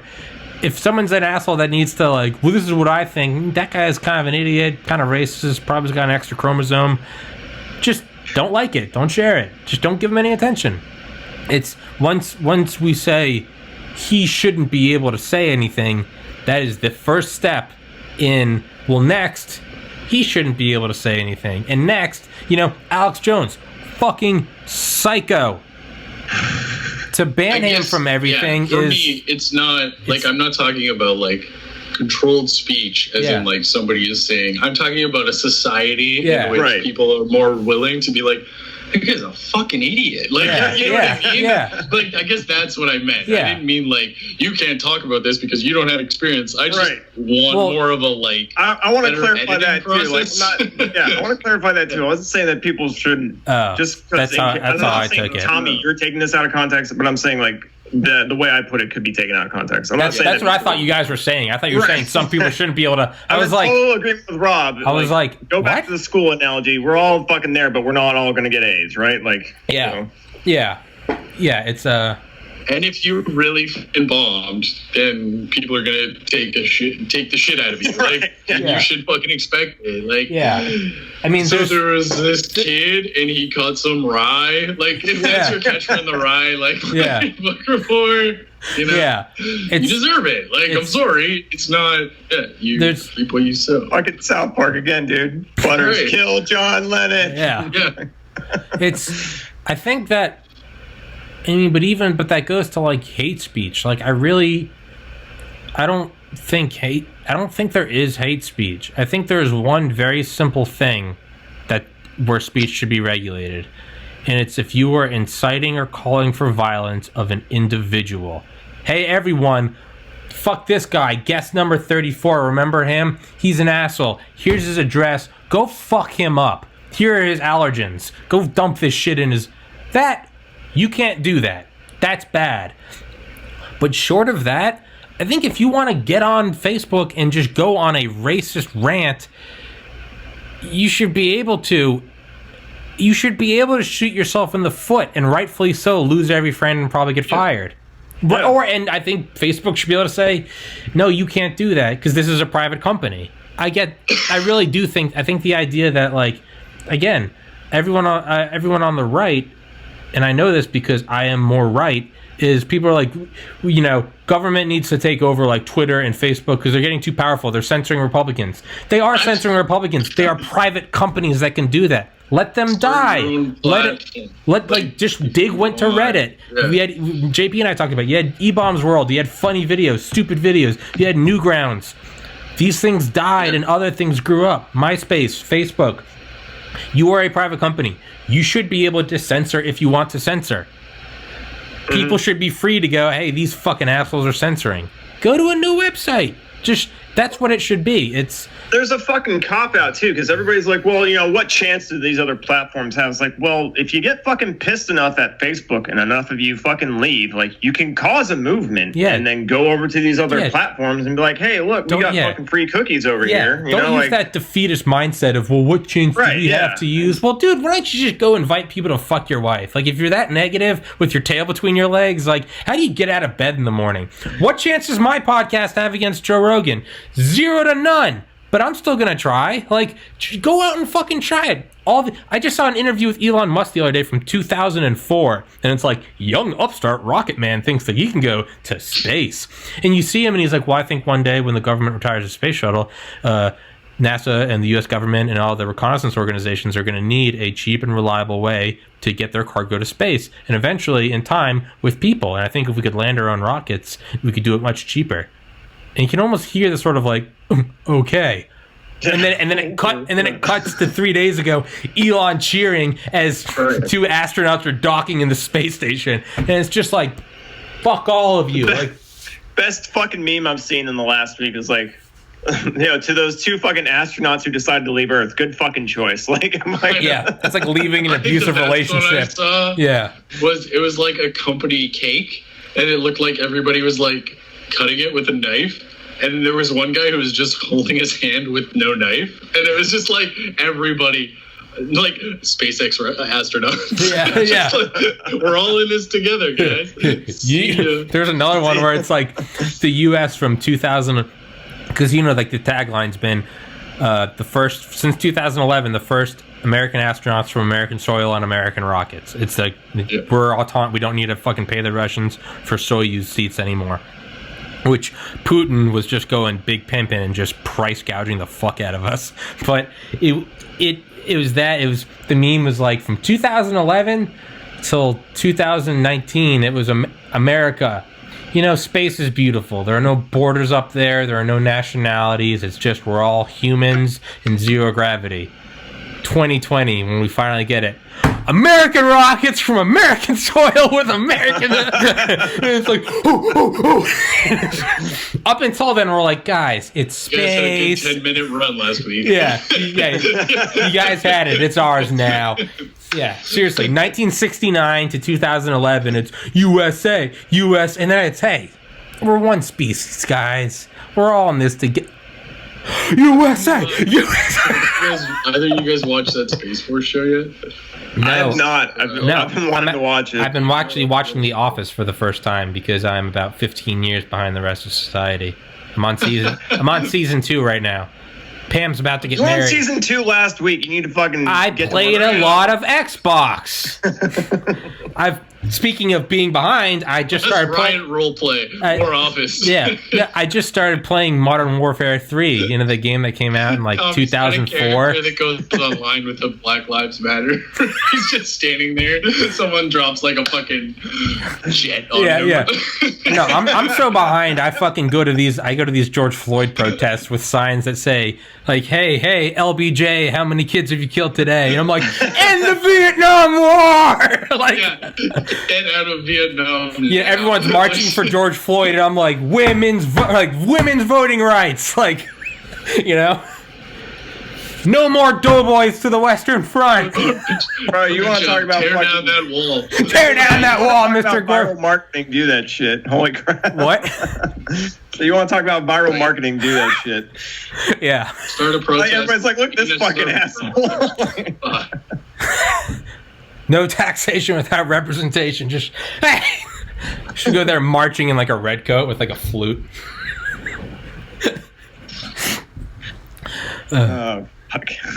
Hey, don't let me keep you guys because you both look kind of bored with me and it's hurting my feelings. And why do you always fucking say that, man? Well, because what I do is it's fishing for compliments because I have a low self-esteem and I don't have proper healthy coping skills. Suck, and I'm not bored. Well, I'm so used to having on guests that like I don't know, and I'm always like I want to keep the conversation good and light, and like if they kind of look like they're trailing off, like I don't want to leave a bad taste in their mouth, like so I'm like, hey, thanks for having. But then I have on 2 friends like you who like I just don't respect and care about, and I forget that I can just keep talking long past y'all are comfortable. So, all right, here are my balls. But I've been playing Modern Warfare 3, man, and I'm when I go on and I try to like you have those like survival, like there's always, every game has that like a survival. You can just go in and just see how many rounds you can last, and it's great because you can never win. It just goes till infinity. Mm-hmm. Well, I just started playing one, and it's Modern Warfare 3, and it's the survival map is Underground, and I'm so fucking behind on like just society that when I try to like look up like tips and walkthroughs, I can't find them because all these tips and walkthroughs were made before YouTube was a thing. So it's like I have to find it. It's like Newgrounds. And it's literally like installing Flash. It's like God. I have to go to like back when you'd like print off cheat codes. Like I literally have to go back there. It's kind of weird that as soon as you said Underground, I like visualized it. You did? Okay, so you know what I'm talking about? It's just a remake of that game, right? Yeah. No, it is. It's not a remake. It's the same thing. It's that. Are you playing the actual like legit fucking game that came out like 7 years ago or whatever? No, Modern Warfare 3 came out in like 2005. Jesus, was it that fucking old? Yeah. Look it up, yeah. 2011, bro. 2011. All right, well, sorry. All right, but yeah, okay, 9 years ago. But still, yeah. Yeah. But I've been playing that and so you know what I'm talking about, Rob? I know. Yeah. Yeah. I know the game. Yeah. So the reason why I haven't finished watching The Office is because I'm playing that. Literally, just you've been on Game Facts. I don't know how you on Game Facts, trying to figure the maps out with the fucking lines and dashes and shit. What was the? Do you remember that? Yeah. Back in the day, going on Game Facts. Yeah. What were like the? They'd make the logo out of like fucking keystrokes and shit. Well, what was the cheat thing you could use for N64? Game Shark. Game Shark. And it just had like cheats preloaded. Cheating. You always see those memes, and it's like when I'm gearing up to really win, and you got like 10 Game Sharks stacked on each other. Cheats that no one knew you could get. Yeah, my parents would never let us get it, so we'd just have to have John print cheat codes off. It was brilliant. And I remember because I never knew how to print cheat codes off because I didn't know how to like copy and paste text. But I remember John knew black magic, so he'd just screenshot it and then print a colored image. And I'd be like, this motherfucker, he took the screen. And it actually, I'm so fucking behind. I remember in 2013, before one of my med school interviews, I had to send something to the school, and I had forgotten to do it. And I would always go to John's apartment in Atlanta the night before. 2 nights before, he would drive me to Hartsfield. I would take a flight to New Orleans, Miami, or Los Angeles. Those are the 3 schools I interviewed at because I'm so fucking smart. And it was the night before, and one night I had forgotten to, and I couldn't send this like thing. I had to like just kind of like confirm I was coming. And I remember like the internet was fucked up, and I like couldn't get it from my phone to John's laptop. And I remember he took it and just sent it over Bluetooth. That was the first time I had ever known what Bluetooth was. 2013, a senior in college. About to go interview at medical school, and I was like, it wasn't even just like, oh, that's what Bluetooth is. I remember telling my friends, I'm like, dude, my brother did this thing last night, and they're like, you mean AirDrop? And I was like, no, it was Bluetooth. And they're like, AirDrop, holy shit. Like, are you sure you should be a doctor, man? Like, it's the same thing, dude. Right before my interview at USC in Los Angeles, I still don't know how to tie a tie. I had a clip-on at bias. And I literally remember paying the cab driver extra. I'd be like, hey, can you park? And can you tie my tie? And he was like, si, senor. And I was like, I don't know how to tie it. And he was just, so he got out, and it's just me and this little like Hispanic guy in like a wife beater. And he comes out, and he's looking at me. He's like licking his hands, doing my hair, and like does my tie. And I gave him like $50. And I was like, thanks, bro. And like, yeah, good man. Yeah, I bet some of I didn't get into that school. I'm guessing maybe one of the interviewers were like, "Who's that dipshit? Is he coming in here? Cross him out, man. He can't tie a tie. No fucking way he's getting a stethoscope." Yeah, but what the fuck was I gonna say? Yeah, so that's Bluetooth, The Office, and Modern Warfare 3. So I'm living in 2005, 2010 right now. Yeah. Dude, no, I had the same thing. I recently I had to replace my fucking gaming headset. Mm-hmm. These are Turtle Beach. Turtle Beach is a shit company, by the way. Is a shit company cheap. Or is the shit? Exactly. Wait, would you say it's a shit company or the shit? Yeah. Two drastically different meanings. A shit company. They're bad, yeah. This podcast not sponsored by Turtle Beach. Right. Friendship with Turtle Beach ended. I used to have like my old headset had like fucking 3 different wires that came out of it, and like I had to plug it into the Xbox and like the monitor and shit. It was really fucking weird. And then like I had to buy these, and I was totally blown away. Like my friend recommended them. He's like, dude, if you only got $20, $120 or whatever, like I recommend these. They're fucking wireless and shit, and they're awesome. But I had to learn how to use like Bluetooth with them. I was like, how the fuck do I set up Bluetooth on these fucking on my system? Like I don't know how to fucking do that. He's like, oh, it's real fucking easy, and like it is. It took me like 2 seconds to do. I just had to hit a button on there. But are you on what, PC or console? On console, but I also have it linked to my PC now, so like I can sit here and game and actually listen to like. What's that? You can do Bluetooth and console? Yeah. How? It's just that's the way it is now. I don't fucking know. Like, dude, technology. I've worn like headphones twice when gaming, and I love it because it's so loud and I don't disturb anyone. But I don't know how to do it. But I have an Xbox One X. I have the newest system. I should be able to use Bluetooth. Yeah. You should be able to, yeah. But do I have to have gaming headphones, or I just have Bluetooth Bose? Can I use these? I mean, I don't know. It might be specific Bluetooth capabilities with like only Xbox. Like, that's some affiliated. Bullshit. That's some bullshit. Yeah. But I mean, I have Bose headsets too that are fucking Bluetooth. I'll try them out if I can get them to work on mine. I'll let you know. Yeah. Because I was thinking about that the other day. I was like, I use like Bluetooth for everything, and I was like, why don't I ever use headphones for gaming? Instead, I'm just turning it up like a moron, like 1995. And so I started trying to hook up my headphones to it, and I realized I couldn't. I didn't know how, and I was like, there's no way in 2020 consoles don't have. But I guess that's probably it. I guess it's probably fucking like exclusive to some gaming headset. Yeah, I mean, I think that is way like I don't know anything about Bluetooth technology, how you fucking like engineer it or whatever, but I imagine that there is firmware things that like prevent all types to fucking work with the same one. So stupid.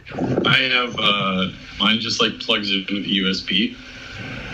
Like so I have PlayStation, so it's just like a USB drive. You just plug it in and then it connects. PlayStation, you fucking communist! Jesus, Rob, God damn it. No, fuck that, dude. I want a PlayStation so goddamn bad. Dude, PlayStations have the fucking processing power of a supercomputer. It's something us Xbox people don't like to admit. What? I think the 5s will. The 4s are like...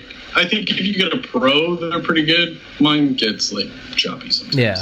I have an Xbox One X, and that thing can fucking cure cancer. I love it. My Xbox One X gets choppy too with certain games, so I think it's just maybe it's because I'm playing Modern Warfare 3. I'm like, this is so smooth. Yeah, it's like, yeah, man, you're taking a Lambo through like a 4-mile-an-hour course. You're like, it doesn't stutter. Wow, like, jeez, man, well, who would have thought? You're shooting armor-piercing ammo through a tissue. You're like, it doesn't even stop. It's Rob, are you gonna get the PS5? Yeah, probably. I mean, like I've had PlayStation since PlayStation 2s, I think. So we got it too. It's just I had it, and I had a 360 for a while. I think I had it near the end of its life, so it wasn't. I just played like a bunch of exclusives, Mass Effect on there as well.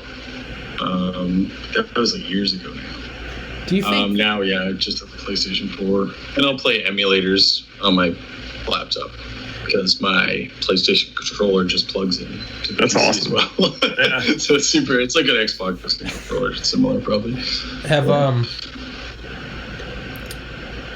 Do you think there's going to be compatibility between PlayStation or Xbox, or do you think that dividing thing is probably profitable for both? Yeah, it's profitable for both of them, unfortunately. Because, yeah, I would like to see that day. I mean, there's not really much of a reason they can't interact. Right, yeah. Yeah. The new Modern Warfare game, they have cross-platform. I'll play that on the multiplayer. I'll play that in 2030. It's fucking seamless though, man. Like I was curious how they made it work, and apparently, like instead of using like your gamer ID on your Xbox or your PlayStation console, you use your EA ID that allows you to play. Yeah, so it's pretty seamless. It's pretty cool. You just use your COVID vaccine microchip. Yeah, when they come out. Yeah.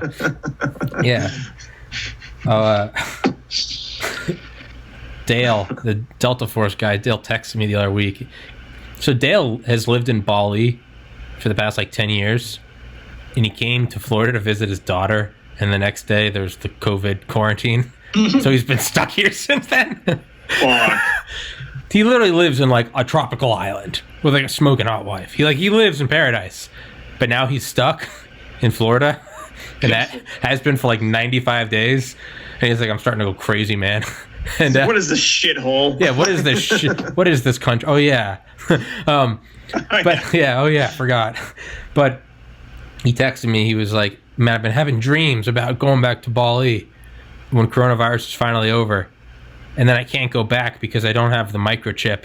He's like, and then I wake up in a cold sweat, and I'm like, it's like, fuck Bill Gates, man. I was like, fuck yeah, Dale. Yeah. It's I don't know, man. I forgot what I was gonna say. God damn it. Do you think we were talking about games? Oh yeah. Yeah. Rob, have you played Far Cry? Which one? Yeah, a bunch of them. 5. I played 4 and 5. 5. 5's the one that takes place in the States, right? Yeah. Yeah. Yeah. Yeah. No, the last one I played was I guess 4. Yeah. India? Far Cry 4. You're in Nepal. Yeah. Yeah, the mountains and shit. That one was awesome. Little helicopter thing. Yeah. The little. Yeah. That's what I like about 5 is you can just get a full-on helicopter. It's not some bastardization child project. Some soapbox racer thing. You can get actual Hueys and Apaches. I guess if you haven't played it, I can't fucking talk to you about it, but yeah, you can. I don't care about spoilers. No, I don't want to spoil it, bro. It's I'll probably forget about it and then play it and be like, oh yeah, wow. So it won't spoil it for me. That's how I am too. I had somebody spoiled Joker for me, the movie, because I still have yet to see it. How do you spoil Joker? How do you spoil remakes? Or is it its own film? I haven't seen it. It's its own film, the one with Joaquin Phoenix. Yeah. So apparently there's a big plot twist at the end. Someone spoiled it for me. And they were like, oh shit, you haven't seen it yet? I'm like, I'll watch it and I'll probably forget it. Yeah, exactly. I mean, dude, that's how I am watching The Office. I know what happens, but I still don't know what happens. Right. Dude, I read that. No, I tend to pick up on things too in movies, subtle hints. Exactly. Yeah. I'm like that too. I'm not usually super surprised when the surprise happens. I'm like, what are some surprises in movies that actually head fucked you? I think when I was younger, I think before I had seen shit. But you get to a point where you've seen so many stories. It's like watching Law and Order. By the 80th episode, you're like, okay, who's the most unsuspecting person? It was them. Right. The creepy guy in a trench coat, he's not the flasher. Seared into my skull of the first time a movie was holy shit. It was the first time I saw The Departed. Demolition Man. I don't know if you remember that movie, but some dude gets fucking, I think it's Demolition Man. Some dude gets frozen solid and just fucking kicked, but the ice is all bloody and shit. And I was just like, whoa! I don't know, man. The Departed. That was, I think, the first time I'd ever been when the elevator door opens and DiCaprio just gets a bullet through the forehead. Oh man! I remember watching that and being like, oh. Yeah, I was like, fuck! You're like, not Leo! You're like, what? And then 2 more happens and you're like, no! Yeah, even the Tarantino movies, you get used to it. You're like, everyone's gonna die. It's just a matter of it's just a matter of how. Hateful Eight. Did you guys ever see that? Yeah, I did. That one, I think that one had some good twists. I was admittedly surprised for a lot of it in the dark, kind of stupid. Have you ever seen Observe and Report with Seth Rogen? Yes, that's a fucking twist. Yeah. Was that the mall cop one? Yeah. I have not seen that one. That one you should see. That one. I remember the ending of that, watching that with my buddy Zach from Pius. We were living in the frat house. It was 2011. And that movie had kind of gone under the radar. But at the end, and I was just like, being holy fuck. Yeah, that's a movie that had a bizarre ending.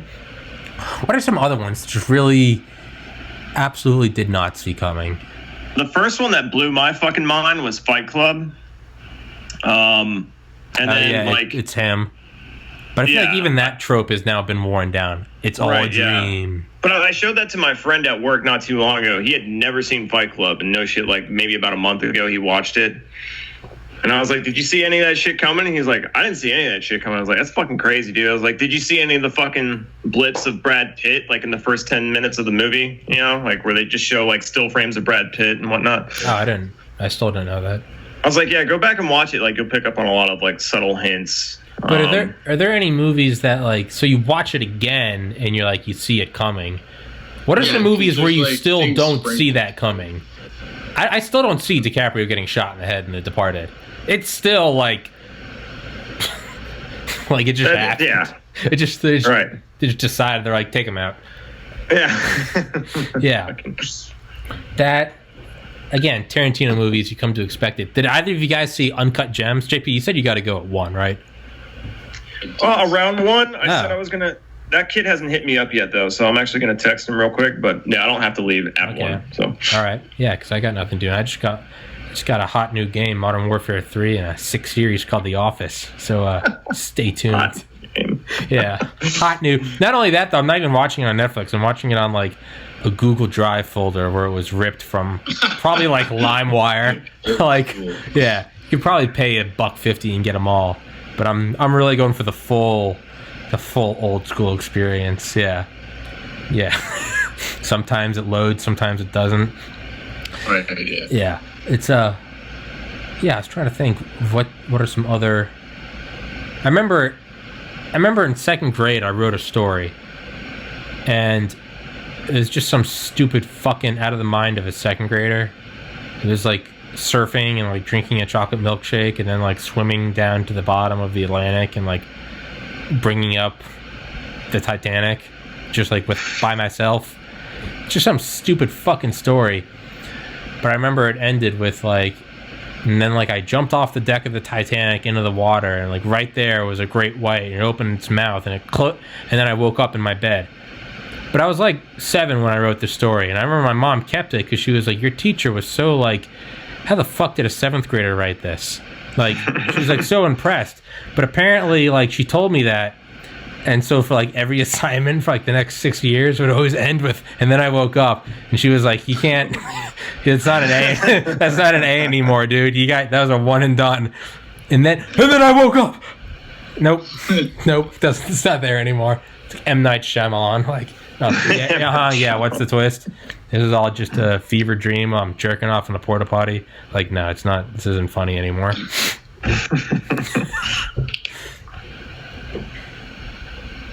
There's a game that came out that was kind of like that. It's Jesus, what the fuck is it called? Hellblade. Big Dicks Incorporated. Oh.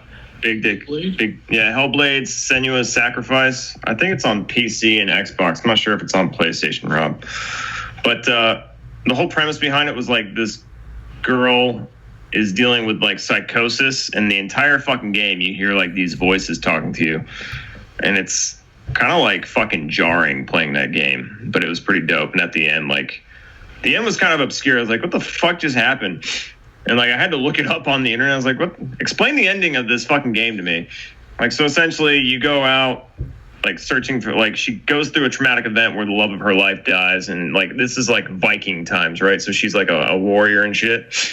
And she goes on this quest, and like you find out like, oh, this quest was really just her trying to fucking deal with her demons and whatnot. Yeah. So Black Ops, the first Black Ops, that kind of threw me for a loop. The numbers, Reznov, and he's like not actually there. I'll admit, I didn't see that. Yeah, that played that for the first time back in February. And who said no Russian? Yeah, yeah. Wait, is that from it? Yeah, that scene where you have to like go in the airport.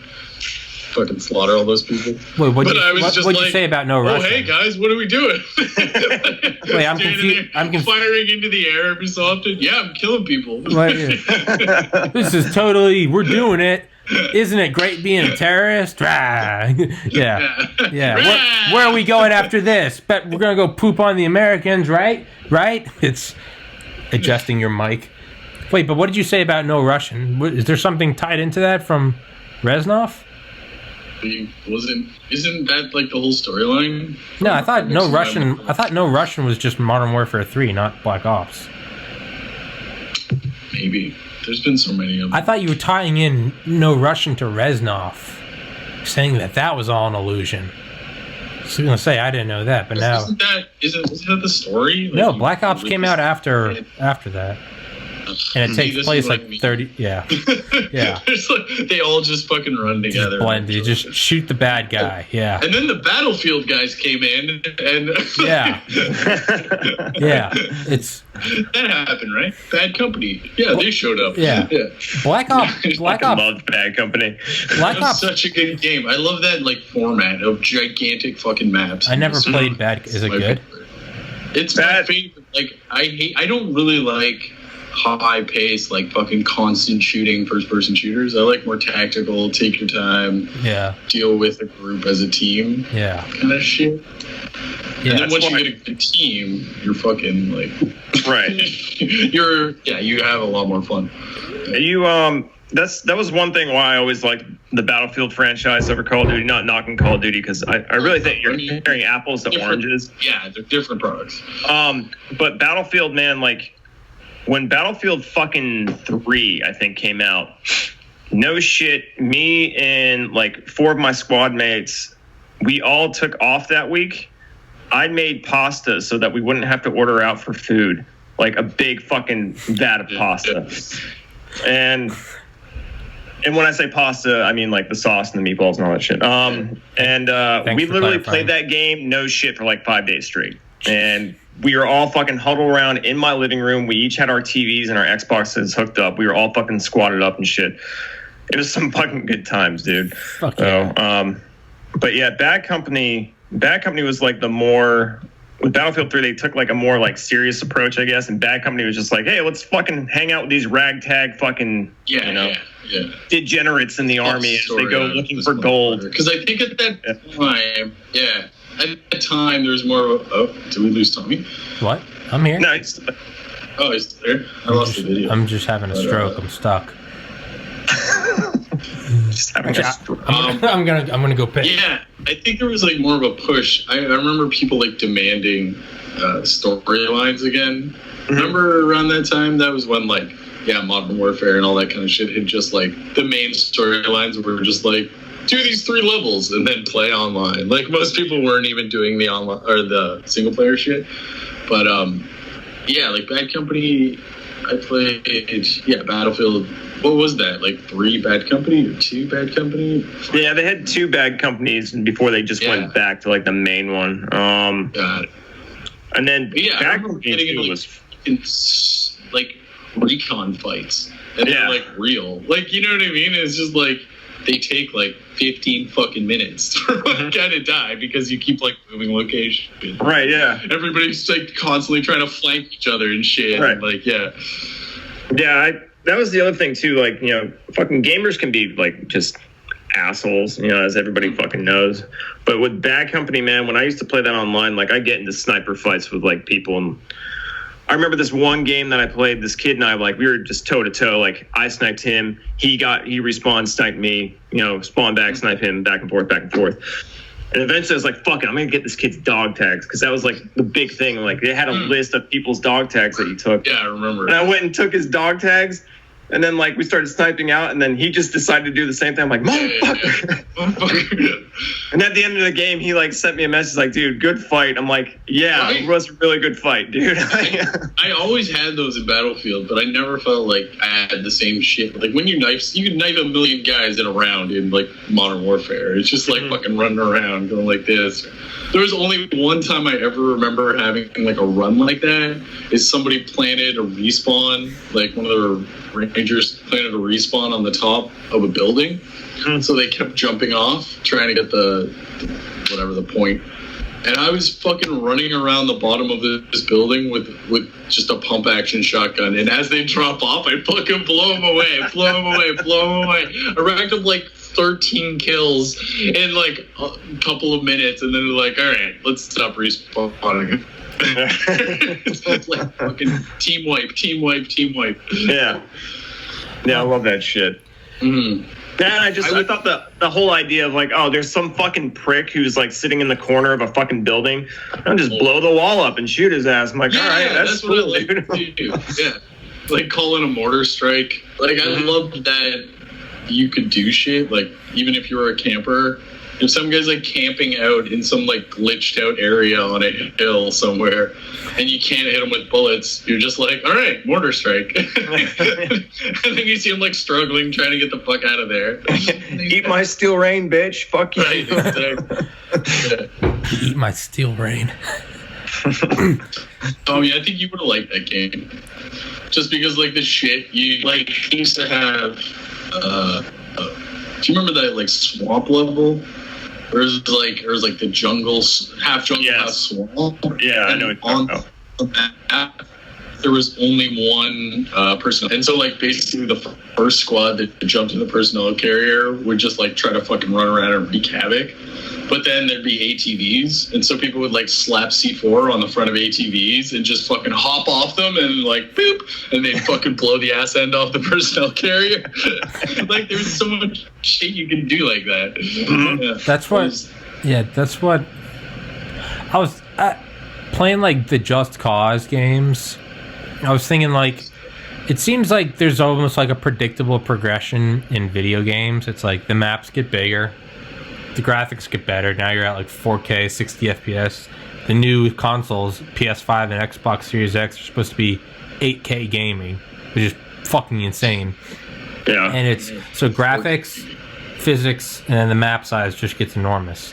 But like, I was thinking, what if instead of those parameters, you change something else? Like, what if you just kept, what if you just used all this juiced up console power, like kind of like me playing an Xbox 360 game on an Xbox One X, how it's free to just run it just with no problem.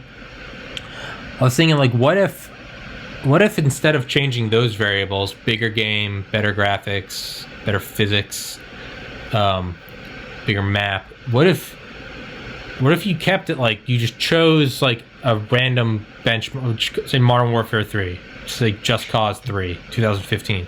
But if you just chose that and said, we're going to keep the graphics at this level, we're going to keep the map size at this level, and we're going to keep the physics at this level.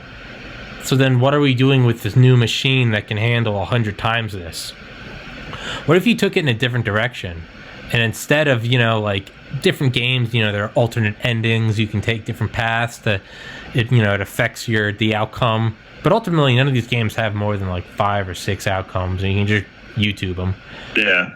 I was thinking, what if you made a game and you used all that extra juice, and instead you had a game that there was literally like 1,000 different outcomes? And I don't just mean like subtle outcomes. I mean like, there's always like no friendly fire. Like you can't kill the mission or the game sensitive character, or if you can kill him, it's just you failed and you start over. What if you really could? In like the opening act, you could just shoot, let's say it's the equivalent of like Lord of the Rings. What if you really could just shoot Gandalf? Dumbledore. But now the entire game. Do you know the game Undertale? No. Okay, so it's like this super low fucking 2D. It looks like. Do you remember that RPG Mother, or like what the fuck was it called? Earthbound in North America. It's like an old. It looks like a Nintendo game. Basically. Earthworm Jim. But you can play it so that you could like literally kill everybody in the entire game, and it does change the game. Like different things happen and or you can play it where like you're pacifist, so you just try to talk your way out of every single situation. That's what I'm talking about. But like it exists, but it's so like low fidelity right now. You know what I mean? Like and it's like indie game makers mostly doing that kind of shit with massive trees that like branch off into different storylines and stuff. That's what I mean. So I think we will see it. Yeah, it's like you guys were just kind of talking about it with like shooting through walls or like the ATV with C4. Like Just Cause like 4 or 5, or Just Cause 4, you have like rockets that you can like place on stuff, like up to like 10. Then you can have 10 separate balloons, and they can be like indestructible or not. They can have like a height of like 5 meters, 10 or 15. You can have them explode at their top height or not. You can have them be indestructible or not. They can be helium or explosive hydrogen. But it's all these, and you can make them like explosive or tether. So by having 10, 10, 10, 10, you have 10 times 10 times 10. So you have 1,000 different outcomes of what you can do with these thrusters. So like, you can play the game and like, sure, you can just do the storyline and you get the fighter jet, or you can get like, what I'll do is I'll get like a city bus. I'll put like balloons on it, and then like I'll airdrop in like an AA gun, and I'll tether the AA gun to the top of the bus, and then I'll put rocket thrusters on the back. So you're literally just like flying at like the canopy level above a jungle and like a burned out city bus with balloons and an AA gun. And it's like, it's no better than a helicopter, but there's something about it that like you built it. Also not worse. Yeah. Well, it kind of works. You can like, you can put like a balloon on a tank, and you have like a thruster, and you're like going over, but it's really crude because if you don't put the thruster in the middle of the center mass, it will spin. So you have, If you fire, well, you don't know really, but if you fire, it flies backwards, and you gotta like stabilize it and shit. And but it's fun as fuck because you can do shit like that. Blow up gas tanks, and you can ride them like rockets, and you can direct them, and you can turn just like propane tanks into like ICBMs. You can literally hit shit on the other side of the map, like 30 kilometers away. It takes like a minute and a half to ride there, but like, it's almost like the way that when you make these games kind of more open-ended, you don't just have like the GTA, you blow up a car, it's the same animation, versus when you have stuff like we can hit the APC with a rocket launcher, or we can strap C4 to an ATV and take it out.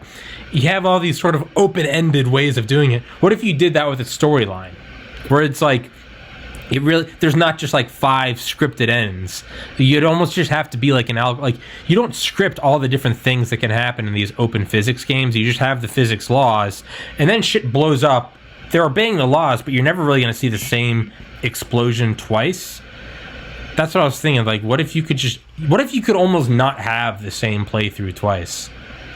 Like, depending on who you killed. And sometimes it'd be like an accident. It'd be like an escort mission, and like, hey, I'll be right back. Fuck you. But like, what if you could have? That's what I was thinking. Like, what if you could have that many outcomes, and you would just choose like a decently graphic, like Grand Theft Auto 4 came out in 2007. Like, shitty graphics, not really bad, but it's 3-dimensional. Like, okay, that's good enough.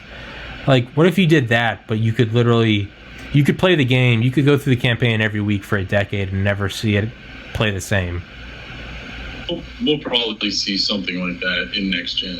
It's going to be like a perfect storm of technology and whatnot. Yeah. I'm sure we'll see a couple. You know what I mean? It's like, because like, listen, if you just took like the combination of Fortnite, Minecraft, GTA, and like any other like military shooter and a driving simulator and put them all together, you know what I mean? Like, that's fucking insane. Yeah, that's insane. Because you take Minecraft's like ability to make anything out of anything, right? And then like Fortnite's ability to just like physically build shit quickly.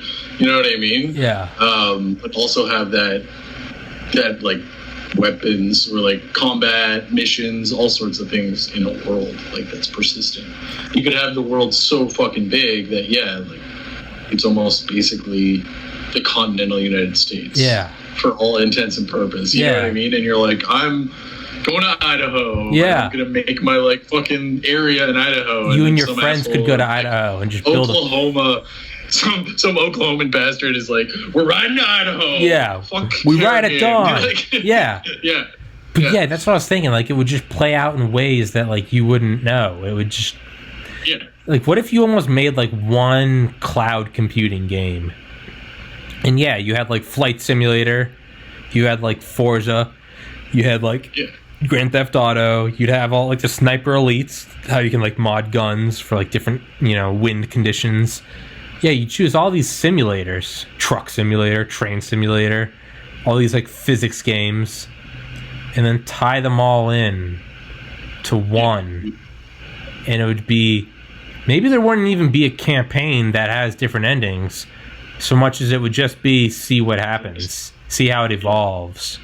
You know, like running simulations. It's like some red alert games. It's like, you know, if you do this early on, it will 99 out of 100 times lead to this outcome.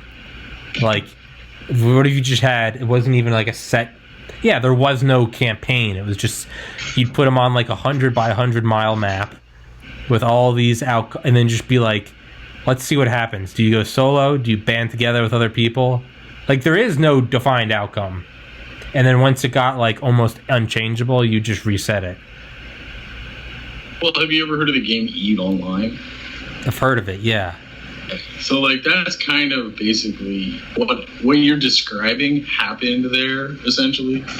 There's, like, nothing really to do when you start the game. Yeah. Right? Like, you can do anything. It's just, like, go around the universe, like, try to trade things or try to find a job doing something. Like, it's basically hustle, trade, war, fight, like, get a ship, start a crew. And then there's guys who have, like, fucking space stations that literally are worth, like, in-game trillions of dollars, right? But, like, they've somehow become the overlords of that game. And they have, like, gigantic fucking space battles and shit where, like... Didn't one of those make the news? Thousands of... What? Didn't one of the... I remember me and John looking at it. Didn't one of them make the news in, like, 2013? So.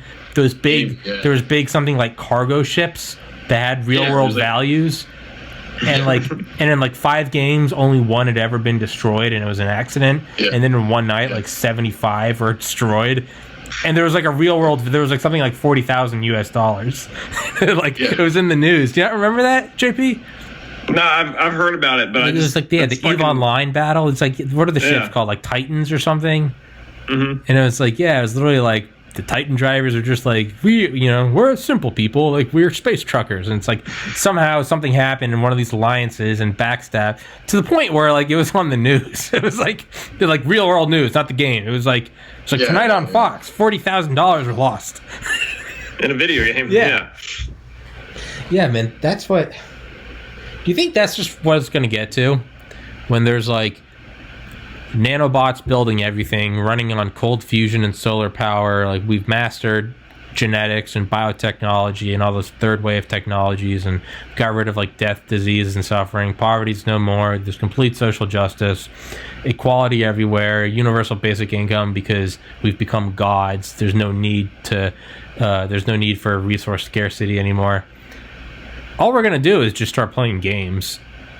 Yeah. We're not all just gonna sit around. The only currency will be like fucking nostalgia and uniqueness. I don't know, like you can make your own gun skin or whatever. Yeah. You'd be like, oh, this guy makes badass, tiger stripe skins. That will be the currency.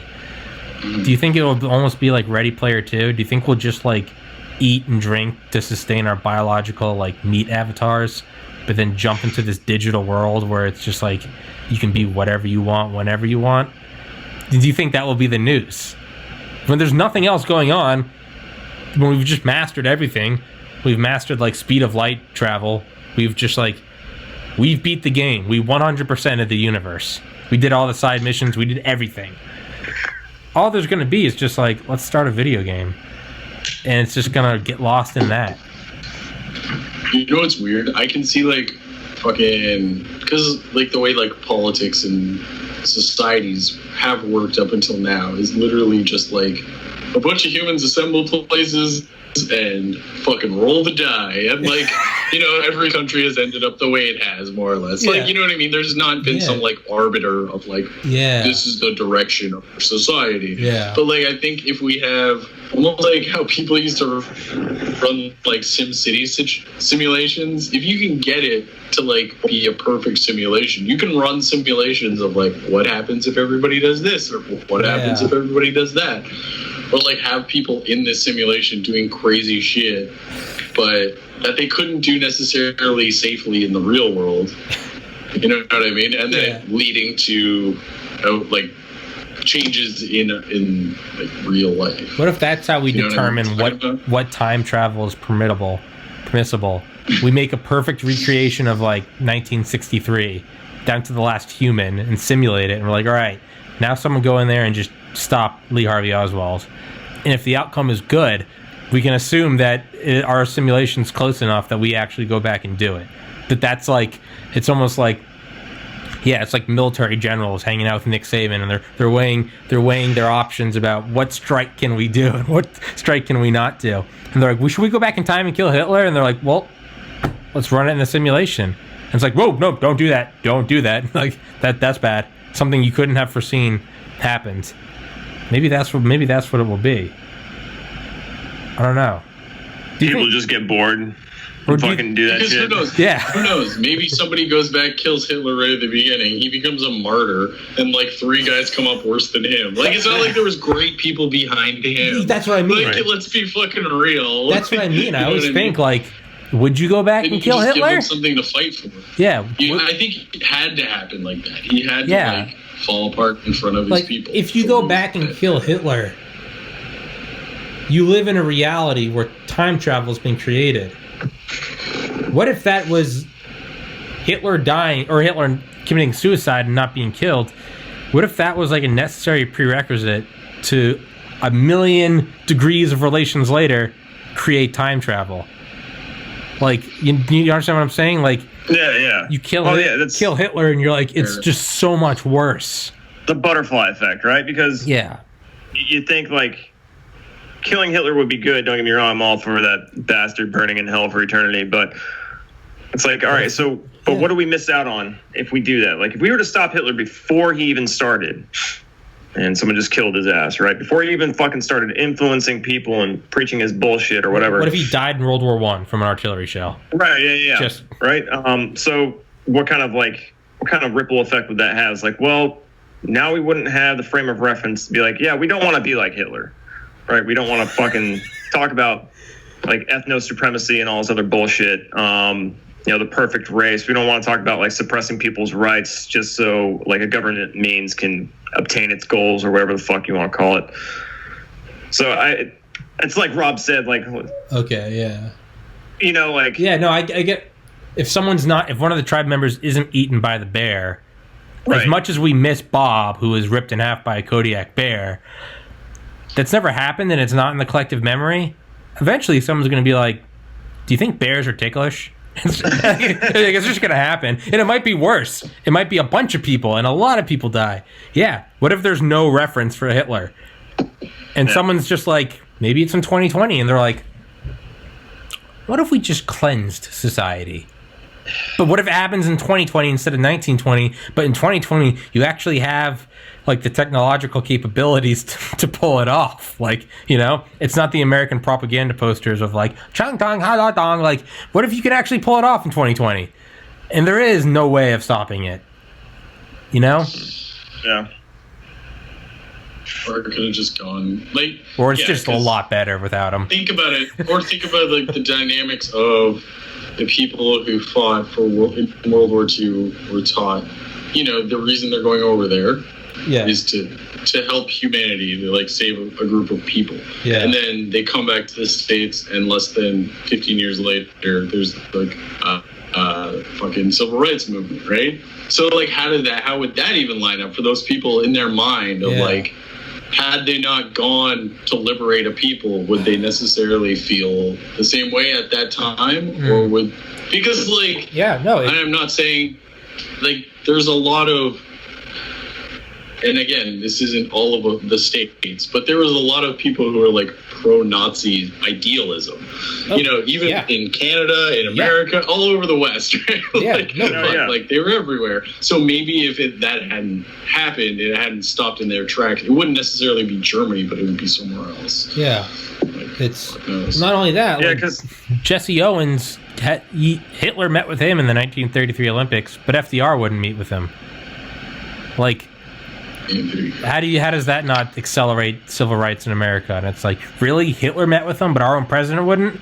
Okay, we got to change that. What if that didn't happen? That's probably just like a photo op, just to like the Iranians right now being like, The Americans are being too hard on their people. Yeah. It's like, shut up.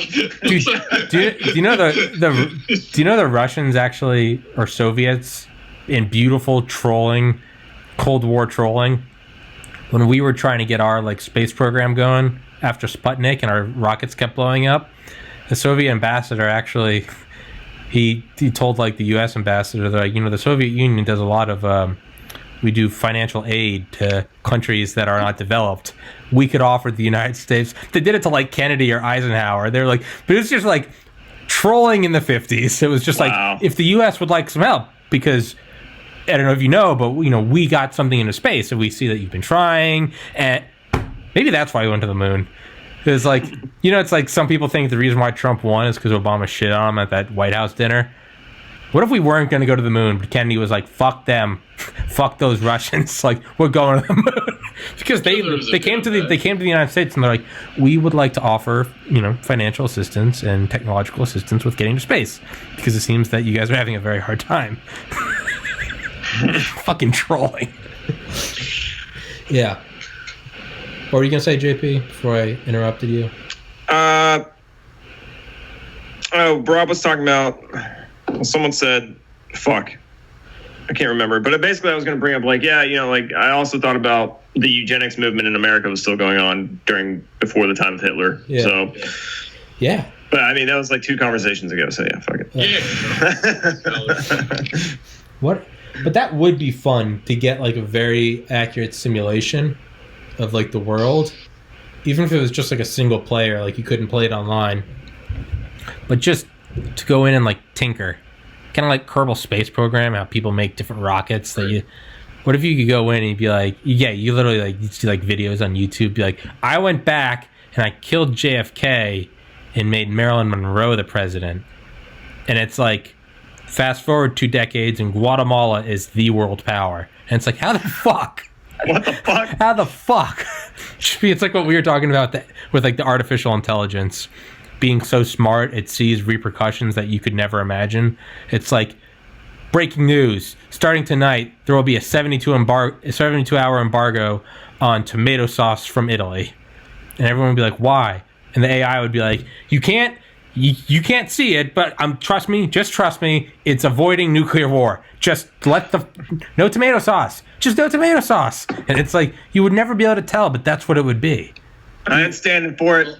Have you guys seen... I'd go out protest. What? Did you watch Rick and Morty at all? Yeah. Yeah. Did you watch the episode where, I can't fucking remember why, he had some like pendant or some shit that let him see the future? The crystal. I do as the crystal guides. The crystal. And that was episode 1 of this season. Yeah, but like the whole time he's trying to like go in this direction to be with this girl, but then you find out like she's just a fucking nurse. Yeah. That's why she was there at his death. It's not that he spent his whole life with her. Yeah. She was there at the end. Yeah. JP, do you know what we're talking about?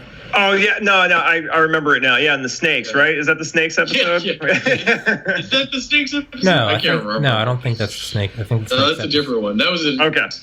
It was like a B story, but I can't even remember what the A story was. I think I remember parts of it. That's from the newest season, though, right? Yeah, like this one season. that's still airing. Yeah. I watched all those episodes before the break, like one time, and I love Rick and Morty. I usually watch the episodes a shit ton of times. But yeah. Have you watched them since the break?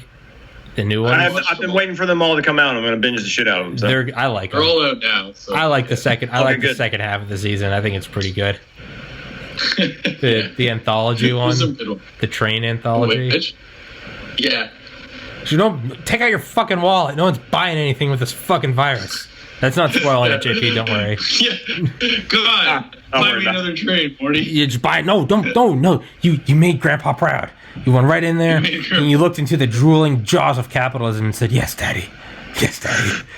Yeah, basically. And he like Rick straight up. He's like, "No one's buying shit with this virus." Fucking coronavirus. Credits roll. It's yeah. Yeah. Damn it! Now I gotta go watch. Fuck. You do that one. I think that's the best one of the. I don't know. Rob, did you see the one where they go camping at the planet? Yeah, where Jerry tries to. Yeah. Well, God damn it, Rob. Not Rob. JP. Now we can't talk about these because I don't want to ruin them. Go ahead and talk about it. You're not gonna ruin it for me. Yeah, he's gonna goldfish it out, and then I'll be like, there's the thing. Go for it. It's yeah, but what if it is like that? Like you do as the crystal guides, and it's like, what? But it would be things that you could never predict, you know? So what if a portal opens up and I come back from the future, and I'm like, end this episode right now, and I'm like, it's cool, I haven't uploaded it yet, and it's like, no, you can upload the first hour, just nothing more, and it's like, why? It's like, do you see this scar? You'd be like, what happened? And it'd be like, everything happened. But that's what it would be like. But then the actual real story is you were trying to upload, but it was like too big, and then you got frustrated, and then you were like opening a can, and then the fucking thing shot up and hit your eye because you were pissed off because you couldn't upload the full video. Yeah. And I'm like, that's... It was just some petty bullshit, but you employed time travel to take care of it. But knowing me, I know I would lie to myself, and I'd just drop in some keywords without technically lying. I'd be like, you know the George Floyd protests?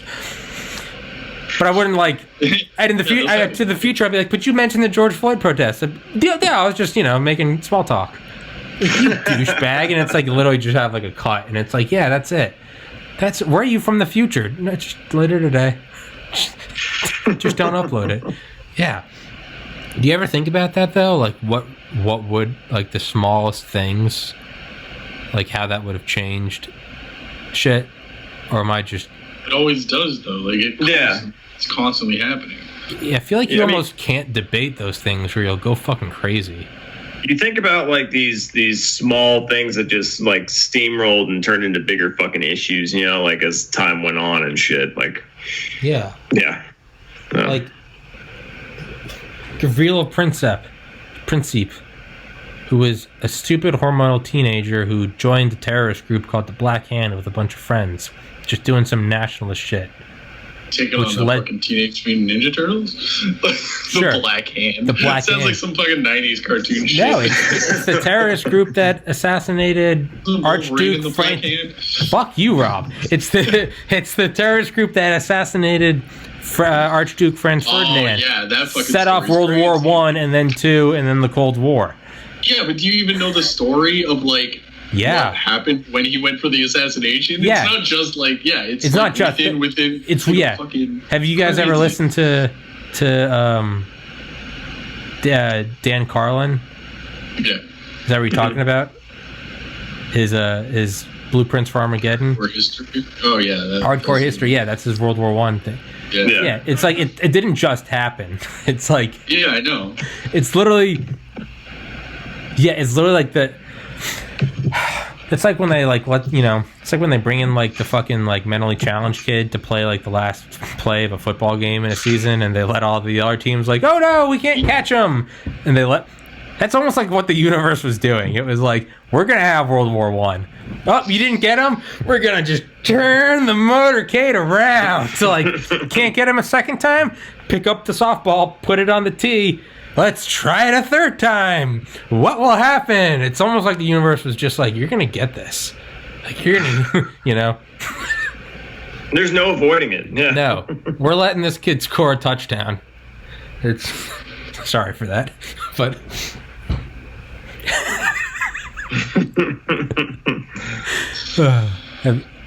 Have you ever seen that video where it's like making fun of those? Where they let like the mentally challenged kids like score?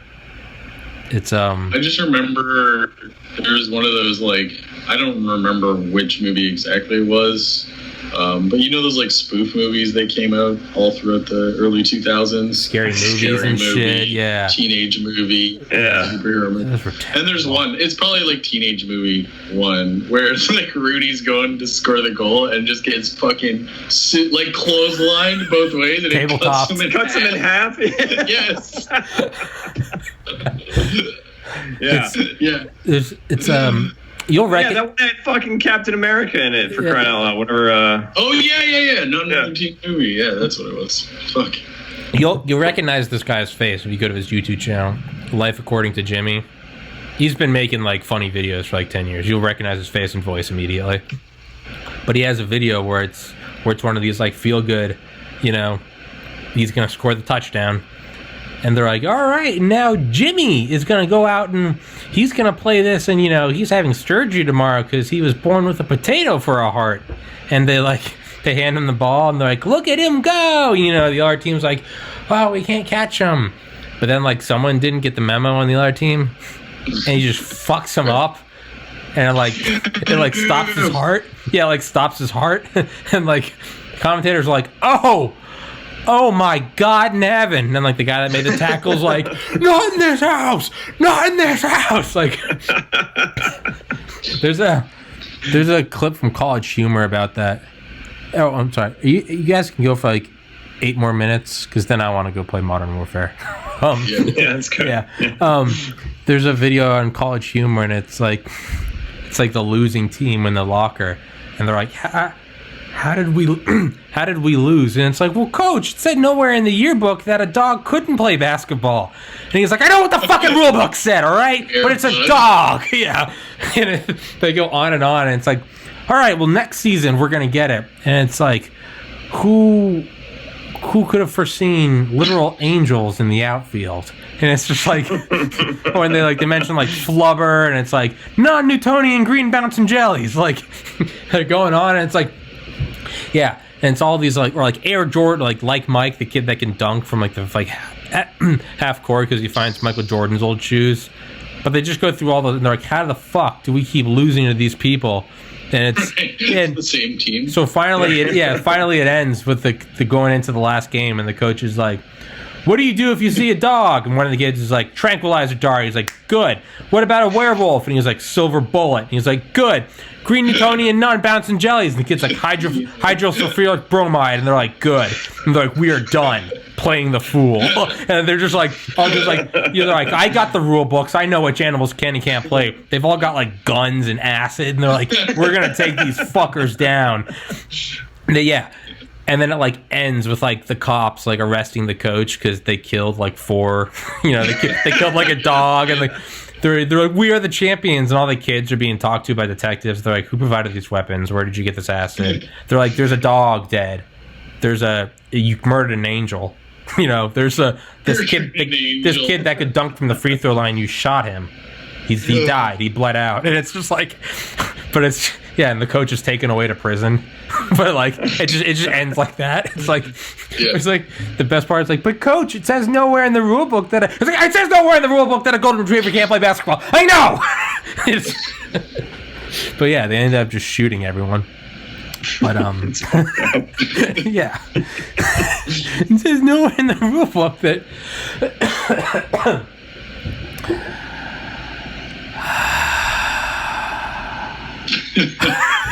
How many nudes are you gonna pwn on Modern Warfare?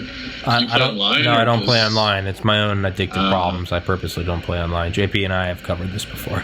It's so yeah, it's my own problems. Basically, Tommy won't get anything done if he fucking decides to play. There has to be a finite game that I can beat and get bored of. Because if there's not, I'll go forever. Right. We're talking about. That's why I'm using the podcast as a game. Because T-Series has 140 million subscribers. I have 295. Just 295.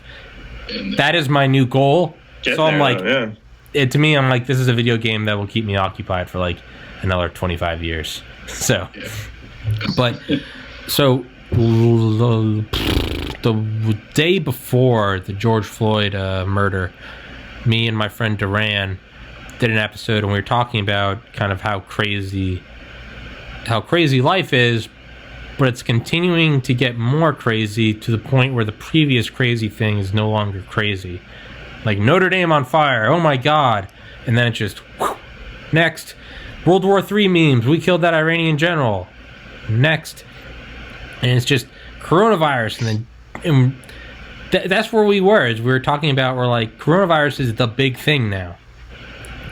Well, didn't fucking China just like invade some Indian sovereign territory and no one said anything? I didn't know about that. But hold on. This is the train of thought I'm getting on. So we talked about, we're like, what's the next big thing? In a week, we're going to be like, man, they didn't see this coming. A week and a half later, man, they didn't see national riots with the military being drawn out. So that's where I'm getting at with this. June 4th, 1:27 p.m. Eastern Time. June 4th, 2020. right now, coronavirus and the national riots over George Floyd. When we look back at this episode, what are we not seeing? What can we? I mean, there's no way you can ever predict it.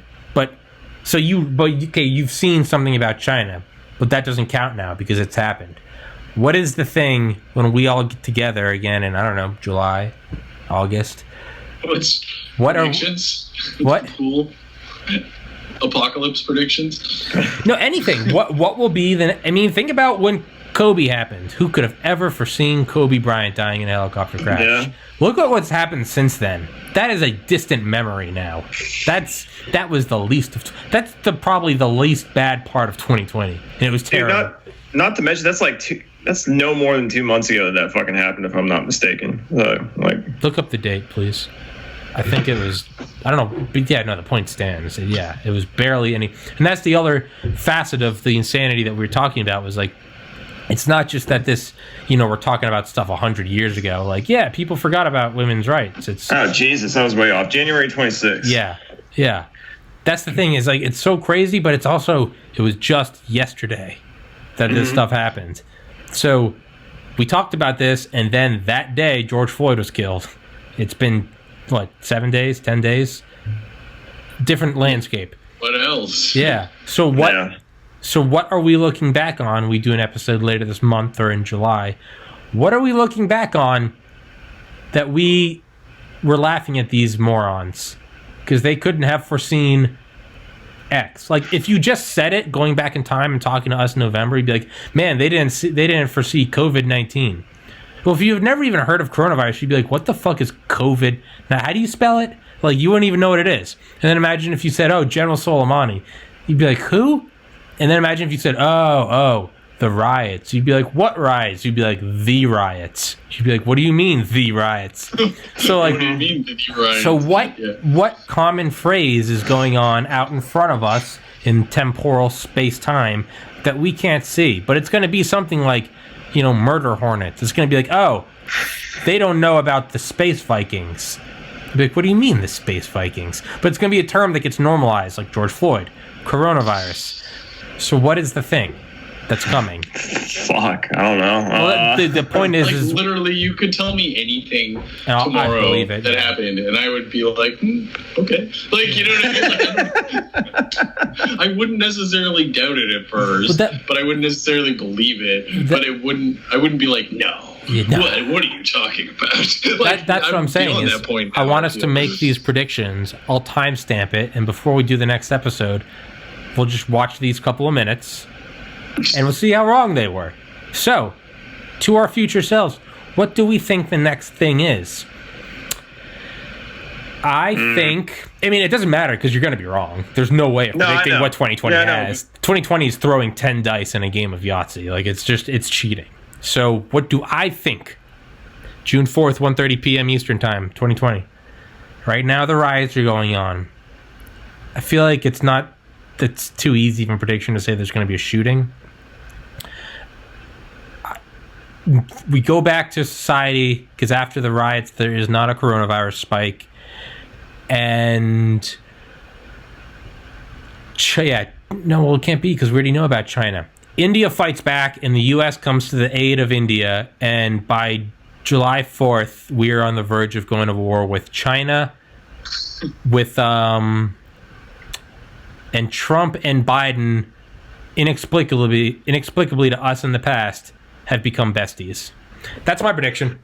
That's as much rationale as I'm willing to allot 2020. Yell's turns. TPC.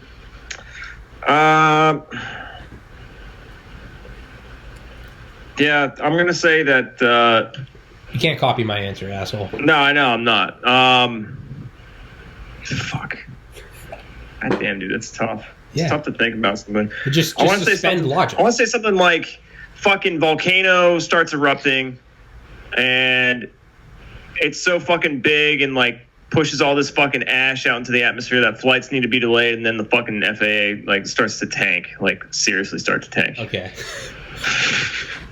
Leaving the way for Elon Musk to come in and fucking clean everything up. And there has to be some new thing, like instead of like masks, it would be like everyone has to wear stuff that like keeps the ash out of your respiratory system. Yeah. So we all wear Everyone those has like to fucking sun walk hats around with an like umbrella. nets. Yeah. We all wear like the mosquito net. That becomes a thing. Is everyone's walking around with like these Vietnam rice farmer hats, and we have That's the thing. You do not leave your house without your rice farmer hat, with your Vietnam cap, with your ash cap.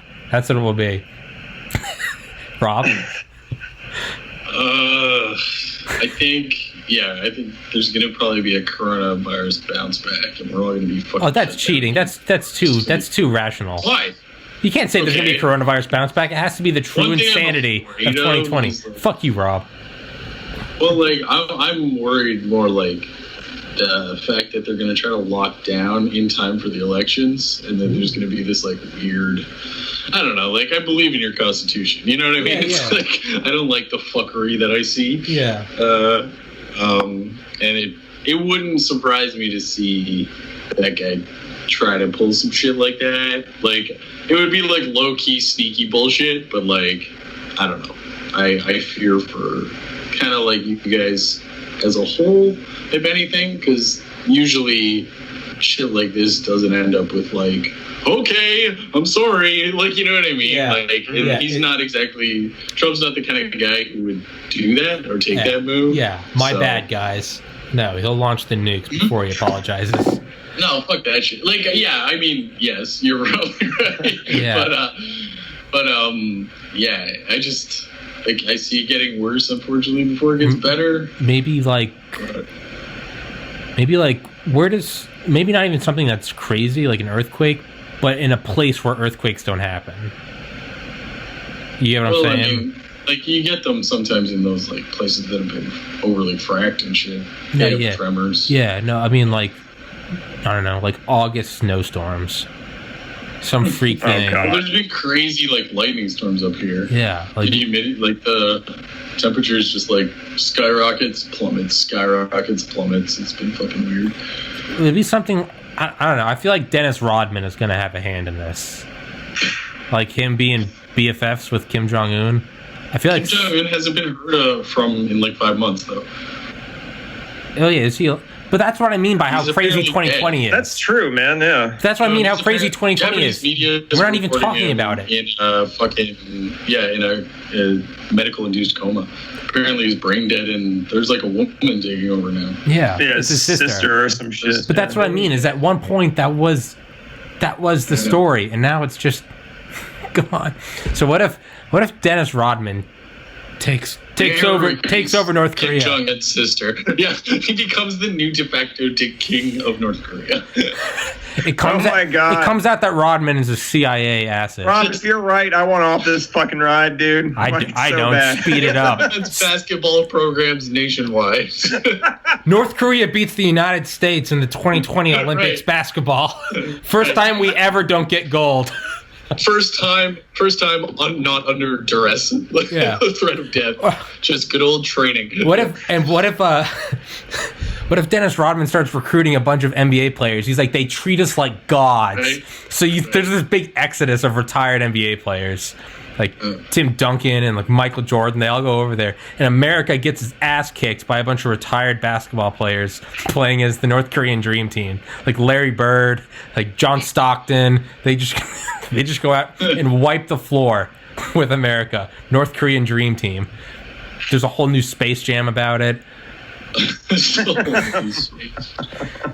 I think, honestly, though, I think those are pretty like reasonable guesses for 2020. Sure. I think that those are honestly, they're not that batshit insane. If you told me tomorrow that Rodman had defected to North Korea and was like marrying Kim Jong-un's sister because they hit it off, I'd be like, yeah. Okay. I'd be like, yeah, sure. If 2020 has taught us anything, is that there's no glass ceiling for the fucking absurdity that can fucking happen. Ooh, is something gonna happen to the Queen?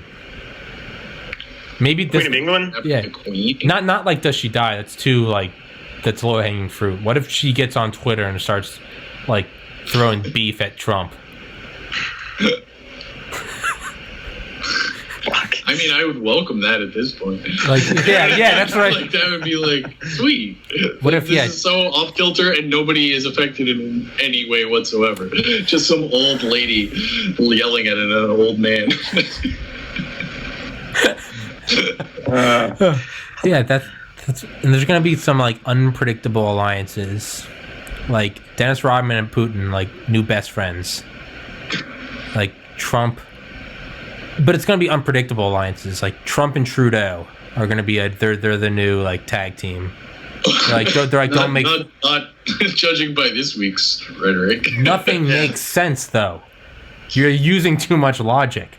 2020 cares not for your rationale. Yeah, but fucking I know Trudeau, and he's too much of a like liberal to do anything other than like, that's what the logical throw kind of like English passive aggressive shade. Like, yeah, that's about it. Yeah, but that is what the rational brain says. 2020 cares not for your rational brain, Rob.